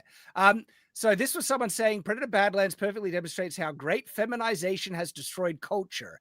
And so Robert, he's like, this is stupid. He even says it's an effing idiotic take. He says Badlands is a classic early to mid 20th century adventure story. It's Edgar Rice Burroughs. It's out of its depth hero, plucky female psychic, crazy animal, etc. Like, I don't know, maybe Raiders of the Lost Ark. He's not saying it's as good as Raiders of the Lost Ark. He says it's in the same mold as Raiders of the Lost Ark in style. Wow. Okay. And guess what? He's actually correct about that. The mold is the same. If you feel the execution of that mold is still gay and lame, you're valid to think that. But the actual core structure is very classic. This is not a feminized story structure. And it's not a woke one either. The female companion, right? She's annoying. Not enough for me to check me out of the film, but enough for some people to hate it entirely. Hey, Mike, are you still there, or did your camera just die, or are you disconnected completely? Oh, did my camera go out? Yeah, your camera's out, man. So, as I was saying, right, she can get annoying, and that's been enough to just check people out, and they hate it completely because they feel she's too Gen Z. It starts off that, but I reckon it doesn't go so bad that it ruins it for me, at least. And then she actually plays a very feminine supporting role for him. Okay, like she isn't a girl boss that beats him. He is stronger than her. He even abuses her and mistreats her, and he calls her a tool. And then he leaves her to die at a couple of different points and things like that. And it's the fact that she, even by being mistreated, still assists him. And when she like saves his life, not in a girl bossy way, just to draw fire from the monster trying to kill him, that enables him to keep fighting. Okay. And so that wasn't a girl boss, her winning. Like, it's actually a more traditional feminine supporting role that I liked. I feel her utilization in the film was really good as a character, and she has a good arc where they both have similar arcs where they both end up realizing that they need to reject their own tribe where they come from because their tribes are evil, basically. And the Predator doesn't even frame it as good versus evil, but mainly as loyalty and strength. But she's just a robot. I mean, she's an android. But she has human emotions, and they mention that in the film and explain why. And so I think you got on the wrong mic as well now, Mike. I think it's like the web camera mic or something. Yeah. So I'm just interested in what so Shad, I got the feeling that they were betraying the Predator, a black person, and he was killing all the white android men at the end of the big battle. Yes, they were all the same model. Yeah, I didn't. If this film was more overtly woke, right, like Rings of Power, where there's like an undeniable girl boss narrative, the fact that they made the orcs distinctly pale compared to all the other orcs in the other franchises, right? It's moments like that where I kind of see, like, that doesn't look like it's by accident. Because this film isn't so explicitly woke, I don't see it. It's actually got it's got a more traditional masculine coming of age, young guy becoming a man, finding his strength story that I don't see such a woke, thick agenda. Well, this is the problem that Hollywood has created, isn't it? Because they've done so much woke, they've put so much propaganda and so much of the bullshit into our entertainment that it now gets to the point where even when they're not even necessarily intending to, it's still even being noticed. Yeah. And I don't know whether or not it is intentional or not, but even if it is kind of subtle, people are noticing. Yeah. It's like people 100%. would say, like, you go back and you make some of the movies from back in the 90s and stuff, and you release them today, people would say that that's woke. So here's an interesting comment. They say, but only because of the way the culture is. Yeah. Sorry. They're saying it's leftist messaging, though. From what I'm hearing, it promotes the idea that the culture you've inherited is nonsensical, brutal, and needs to be replaced with something nicer. The thing is, the Predator culture is evil. They're a bunch of murder hobos that send people off to murder other intelligent species for the fun of it, right? And the fact that he realizes that there are evil aspects to his culture, he doesn't even frame it as evil, but loyalty, really, from this Predator's perspective, right? That there is a better form of loyalty and tribe that he can, join and protect, right? I feel is a positive story. And the other, you could frame this in like that. You could say this is a messaging about someone waking up against the woke mind virus that consumes their own, right? And by seeing that they're just only about power and strength, and they have no other morality outside of that, right? That this Predator discovers that is wrong for himself, that is an anti-woke message, right? See, that's where it used to be so simple, though, Shad. It used to be so simple because Predators, all they wanted to do was to be technologically advanced over every other being and be the best hunters in the galaxy. That was how simple it was. They wanted and they tested themselves. They got better. That was the simplicity of what the Predators would let's say judge their hierarchy on, is how good of a hunter they were, how good of an actual predator they were, how they could advance themselves, how they could test themselves. If they somehow lost, still they got better, whatever the case may be. That was historically, it's just a very basic cultural norm, and right? Now to complicate it by saying, "Oh, this predator's now starting to feel feelings like human feelings." Like, I don't give a fuck. Fucking go out there and fucking hunt something. I don't care about your stupid fucking feelings. Well, I kind of like that this film actually does acknowledge that there are evil aspects to the predator culture. I'm not saying it's not consistent, but it's not a good culture, okay? And when I say supposed to misunderstand that, and the other side we're supposed to misunderstand that, and those two come together and make their own good little clan. Like, a clan based on is that what the story is? Is that really what the story is, Shad? You've got a human person, you've got a trans fucking predator that fucking hates their own individual clans, and they come together to fight the evil clans of the evilness in both their clans, and they come together to make their own little clan. Is that really what the fucking story of Predator Badlands is? That's a fucking joke. That's a normal story, right? Joke. In the Predator universe, that's a fucking joke. See, that's the perspective. Exactly. Like, people. Well, then what's the perspective? It's a Predator movie. If we're talking about a Predator movie, fucking let the Predator hunt the fucking shit out of that chick. So let him prove to his clan that he can fucking beat the humans. Like, I don't get, like, what the fuck are we talking about? Oh, I don't like they're so evil. They hunt people. Oh, my God. No, it doesn't frame it like it's evil, Rhino. I don't know the context of it all. Obviously, I don't know the context of it all, but seriously, that is a fucking joke. No, it's not. That's the traditional story, but in a Predator framing, that's where people are having an issue with. The thing is, though, I think this type of story, it's coming out that they explore this in the comics and other things as is, right? But in terms of the story of them, coming together because they find more loyalty and between themselves than the tribes or clans they come from, that's a traditional take, right? Is this another example of them shading the lines between good and evil as well? No, actually. Do they shade the lines between good and evil for the Predator? No, it's more clear. No, it's more clear. The good and evil. No, it is. I haven't seen it. I haven't seen it, and it sounds like fucking shit to me based on your explanation. Well, I know. I'm really curious to go see it. I want to go see it just so I can get some. I want to see it now too, just so that I can fucking fight Shad on it.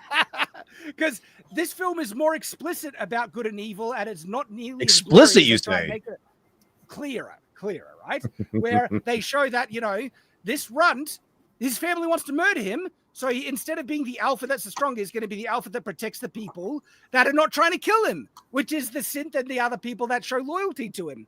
And when I talk about films... Wow, this sounds a lot like The Lion King. I don't think predators should give a fuck about other predators. Yes, they might have their own little clans like they did at the end of Predator 2, right? But if you've got somebody in your clan that fucking starts getting all depressed or starts getting in their feelings, you get your fucking plasma cannon and you blow that fucking predator's head off. But you get you get the weakest chain in the link out of your fucking clan. Like, the thing that this guy is like all emotional and stuff is not correct. What he is angry and wants to prove that he's emotional. Angry, yeah, emotional. That's not a weak emotion. It's not touchy-feely, woe is me, let me talk about my feelings. It is a pissed-off young man who is smaller than others and wants to show that he's a badass. Okay, so by the end of this movie, do they try to, maybe thread a needle in regards to maybe a little love thing between the human and the predator? Not at all? Not at all? Not a bit. Okay. Not even close. Well, that's a tick for the movie then. So, it really does sound like The Lion King. The more you're describing all of this, the more it sounds like The Lion King. Yeah. Sounds a lot like Disney. It does sound a lot like Disney. It actually does sound a lot like fucking Disney, doesn't it?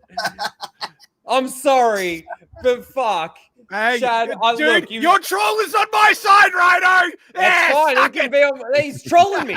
See? He's not actually on your side. He's just trolling. I'm with Shad. I haven't seen it yet. He's sincere to me now. I'm believing he's going to be completely sincere. You're pretty good at converting people, Shad. Yeah, I know. I'm convinced 2 people to watch the film now. Like, all right. Yeah, you got practice going. You got some practice into your belt. Yeah, they should pay me some type of affiliate sponsor. The thing about tradition, right, is the reason why I believe you should hold true to tradition is that our earthly human traditions are far more moral than the woke crap. Okay. And so the message of embracing tradition in our culture is important. This film about rejecting bad traditions does not subvert the idea that we should, or portray that we should reject our good traditions in our world. No. Like, if your tradition is sacrificing humans like the Aztecs, reject that tradition. It's friggin' evil. Just because, something is a tradition. No, it's based on if it has its own moral merit to it. And the traditions of this film, the predators are evil murder hobos. Screw them. Rhino, they would come and murder you for the fun of it. Don't be their friend.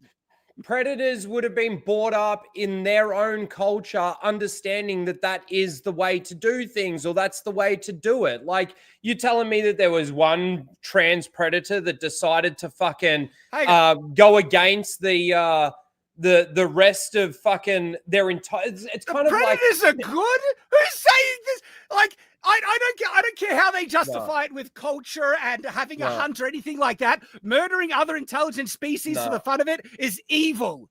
There is no moral relativism there. That's an objective evil. The predators do it without hesitation. They're a pack of scumbags that would not only murder you, they would rip out your spine and skull and hang it on their wall for a trophy. But Shad, all cultures are equal. Yeah, right. All That's cultures are the equal. leftist message. Thank you, Lindev. That's the leftist message trying to say that there's any merit to the it's actually right wing. The movie's actually right wing. It's like it's saying some cultures are bad. Stop it, literally. Right-wing debate. Stop it, Lindev. Stop it. I need to see it to get the context for it. But again, I've just got to say, based on what I'm hearing, it sounds like shit. It sounds like a complete joke of a Predator movie in my eyes, from what I'm hearing. That's all I can really say. You're not the only person that believes that. And if you hate it, all power to you. I'm not trying to convince you to like it. All I'm saying is these are the reasons why I liked it, and I think it's a decent film. All right, let's grab these last super chats. We only have a couple, I think. Fucking everybody starts turning on me all of a fucking sudden. Fuckers. That's why we love you having you, Rhino. We got Shad here every week. Why don't we know your work, mate? So, yeah, that's the only thing work fucking. Yeah. Right. So, Karnik Ketrel. Okay, so I grabbed that one. No, you read that one.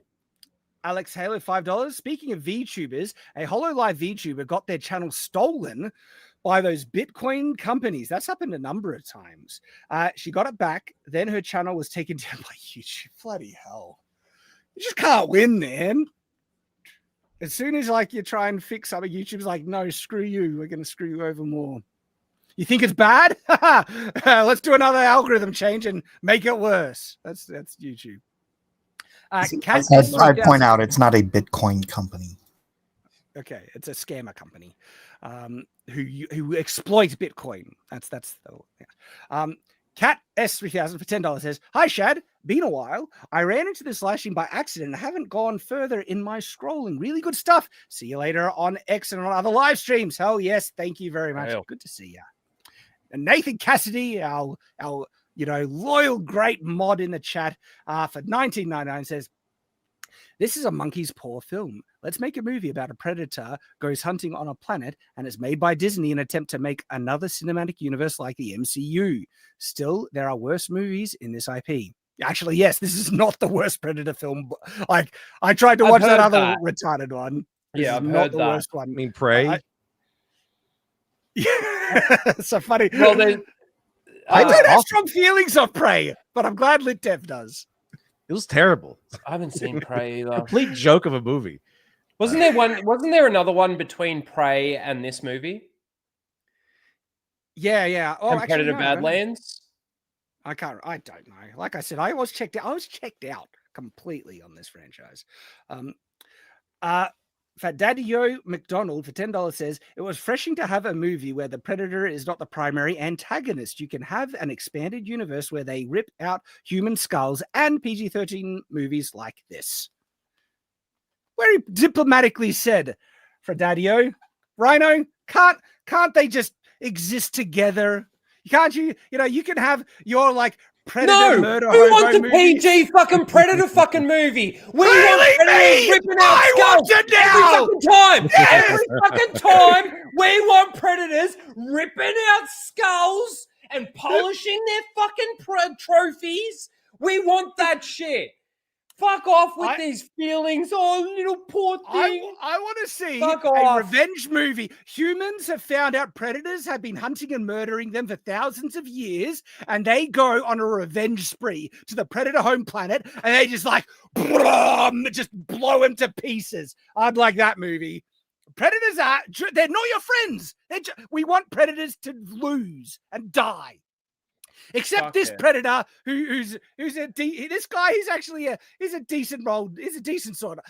He doesn't actually probably still wants to kill me. But anyway, he's not as bad as the other one. Predator. Firo of Female for $5 says predators are monsters they are supposed to be. Why ruin predators making them protagonists? Can't we have both? They're still monsters. They're still jerks. I don't think we should have both. This Like, film I does not understand what you're change the saying. predators. Yes, we could have both. Well, it does change the predators, doesn't it? No. Because it's The changing movie this is person's- explicit that this guy is not like all the other predators. That's the framing of the film. All the predators are the same. You're still going to have your murder hobo predators. He is one exception out of the ordinary. Yeah, okay. All right, Shad. So where does the next movie go? Which line do we follow? Do we follow the little pussy ass bitch fucking predator? Yeah, that's what they're gonna and his do. little fucking story? Or do we actually follow actual fucking predators that rip out skulls and fucking polish He's not their a pussy trophies? though. He's a badass that kicks ass and like he messes. Because they like, made him badass and they made him kick ass. He's not a and pussy. I gotta see it. I gotta see You it to gotta get the see it. context. But Yep. the fucking it sounds like ass. No, it sounds like every time people try and beat him down and tell him he's weak, he's like, "Screw you! I'll prove myself by murdering everything else." That's what that's what his initial approach is. But then he's like, you know, there are people on my side. So I'll again, protect them. like, if you had to guess, which line is the next fucking movie going to follow? Oh yeah. Well, it depends how successful this one is. But because people are liking it, probably this one. So it's just going to turn. So Predator is just going to end up gay. Predator is just going to end up gay. You don't know it's gay. It's not gay. Fucking no, it's already started, Shad. Yeah. What do you mean? They've got in the next Predator They movie, wanna Predator turn women get the right predators to into vote. This type of predator. So this predator with all the feelings and everything is going to fucking What kill all the feelings? actual predators. This doesn't Fucking- talk about feelings. Yeah, like So many feelings. so many feelings. Is there crying, having a therapy session with his Sid thing? That never happens. Instead of it being R-rated because they're ripping skulls out, it's going to be R-rated because you're going to see a predator fuck a human woman. They're going to spawn a fucking predator human fucking hybrid that's going to be the ultimate. It'll be female and it'll be like Mary Sue ultimate, come out of the womb like blasting fucking plasma cannons that grow out of the skin and shit. Like, What? you I think wait. And it'll have a lightsaber with the t-shirt that says Oh, the yeah. I love this. I think at this point they would make the mandibles will be made of lightsabers and the freaking At this point, I think they would make is amazing. I think they would make a female character, like a female hybrid. That's supposed to be super awesome, but it'll technically be genderless. Like, it'll have a female Here's form, the thing. but it'll be genderless. No, there's already this. I'm not making this up. In the lore of the Predator, the females, I've been told this. Maybe I'm wrong. Maybe the person told me was wrong. But according to my understanding, in the lore of the Predators, the females are bigger and stronger than the males. And that's before the woke stuff. That's just part of their species. And it'll come out. So that they're going to make it so that after they mate, the female eats the male or something like. I don't something like that. Oh, but here's the thing. does If that they do factor a into their sequel- hunting? Like, if they bring back something cool? Now, if there is a sequel to this, there will be a female predator, and people will lambast it as woke because the female predators are bigger No, and there stronger. won't. If they And do he's- continue this, they'll transition the predator they've got Oh, into a they're female confirming predator. that this is correct. They're saying yes, this is the case. So that the female predators are bigger and stronger. And Also, I'll point out, just because it's lore doesn't mean it's not woke. I don't know. Like, no, I mean this was written that's a in common a comic. thing. You're getting this lore from a comic book. When was this I comic don't, book or written, novel? I don't and know what where, SJW wrote it. Just because something can be doesn't mean it is, right? And just like, because something's this old is doesn't like, mean it isn't. But Arwen killing the Witch King is not a girl boss woke moment, okay? Right? And people trying to, and so this is the same thing. Like, if they actually, it's all about execution. If the female predator ends up being a girl boss character who's constantly showing up all the men and stuff like that, then that would have been a woke execution. But just the presence of the law that's the case, I think that's them going off of just, animal dimorphism. And so in a lot of species, the females are bigger and stronger. That's an interesting thing to have it with the predators, We have Fredadio McDonald for $5 says, I would not call Dex the new clan. Dex' new clan nicer. He straight up kills two of his clan members and his father. Yeah. Like, he's not a nice touchy-feely thing. There's no romance. He doesn't talk about his feelings. All of that is just nonsense bullcrap people have been lying about the film. It's just, that's not in it. That doesn't happen. Kira for $5 says, I was going to pass on this movie, but having both Shad and Tyrone Magnus like it has me intrigued. I'm going to check it out. Can I say? I guess I'll watch it.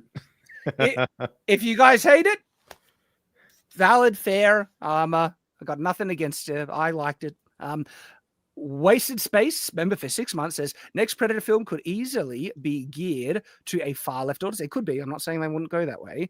Just swap the Predator out for a Hamas member. Hamas. That's a new clan. It's Hamas. Okay. All right. Rhino. Fucking, he starts waving in the next movie. He starts waving an ISIS flag. See, Rhino, this is why we need you back more often. It's hard though, man. Yeah, it's right in the middle of the day. I'm usually working, but I have taken this week off work. So, well, hey, let me know anytime. You're always welcome. Appreciate it. Thank you. It's fun, man. And is there anything you want to mention? We're wrapping up now, and so. Thanks for having me on. Thanks for the invite. Thanks, chat, for supporting me and then going against me. You can catch me over on Raging Rhino. I do a weekly stream. For me, it's every Thursday. I think for Americans, it's every Wednesday. You can also catch me on Flashcast every Sunday or Saturday night again for you guys in America. And I'm trying to be a little bit more consistent in some videos. I've been off for the last week in regards to putting videos out, but I'm hoping to get back into the swing of things. So come over, subscribe. Awesome. Hey, we got a super chat from Wolfsbane, $5. Predator Badlands has good ideas, but bad execution under a little bit of scrutiny and logic. EFAP have done that with the Little Platoon. In my review, there are some logical retarded moments in this film, and I point them out in my review. I don't give that a free pass. That's why I'm like sitting on 7 out of 10. Maybe it could push me down to a 6, but I still think the most important parts of the film are solid and enjoyable. But I don't excuse those retarded moments. And if you've seen the film, ice grenade. Or you'll know what I mean when I say ice grenade. Okay. Just come on, Mike, anything you want to mention? I'll be streaming on Whatnot, doing more lovely commissions. I've been doing a series of converting or doing like a Japanese I'm Japanating characters. So I did Japan here. I've got let me see if I have any here. That one's very colorful. It looks good, man. Yeah, it's called. I'm doing in the middle of doing a Starfire here. Hey, nice. And, I think I shipped all the rest of them out, but it's a lot of fun. And I'm on Whatnot. Just look up Mike Miller or Mike S. Miller art on Whatnot. And also, I've got a couple pieces up on eBay right now. I'm trying to redirect some people to my other portfolios and whatnot through eBay. So if you want to check those out, go to Jesus Freak with 2 E's 101 on eBay. You can see my stuff. Nice. Awesome. All right, Big Fraser. I'm looking forward to hearing your thoughts. And yours, Rhino. Come back next week. Tell us how much the movie is a woke disaster.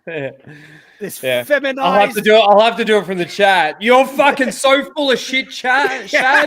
You said that it was fucking good. It was fucking shit. Anyway, I love it. The Predator.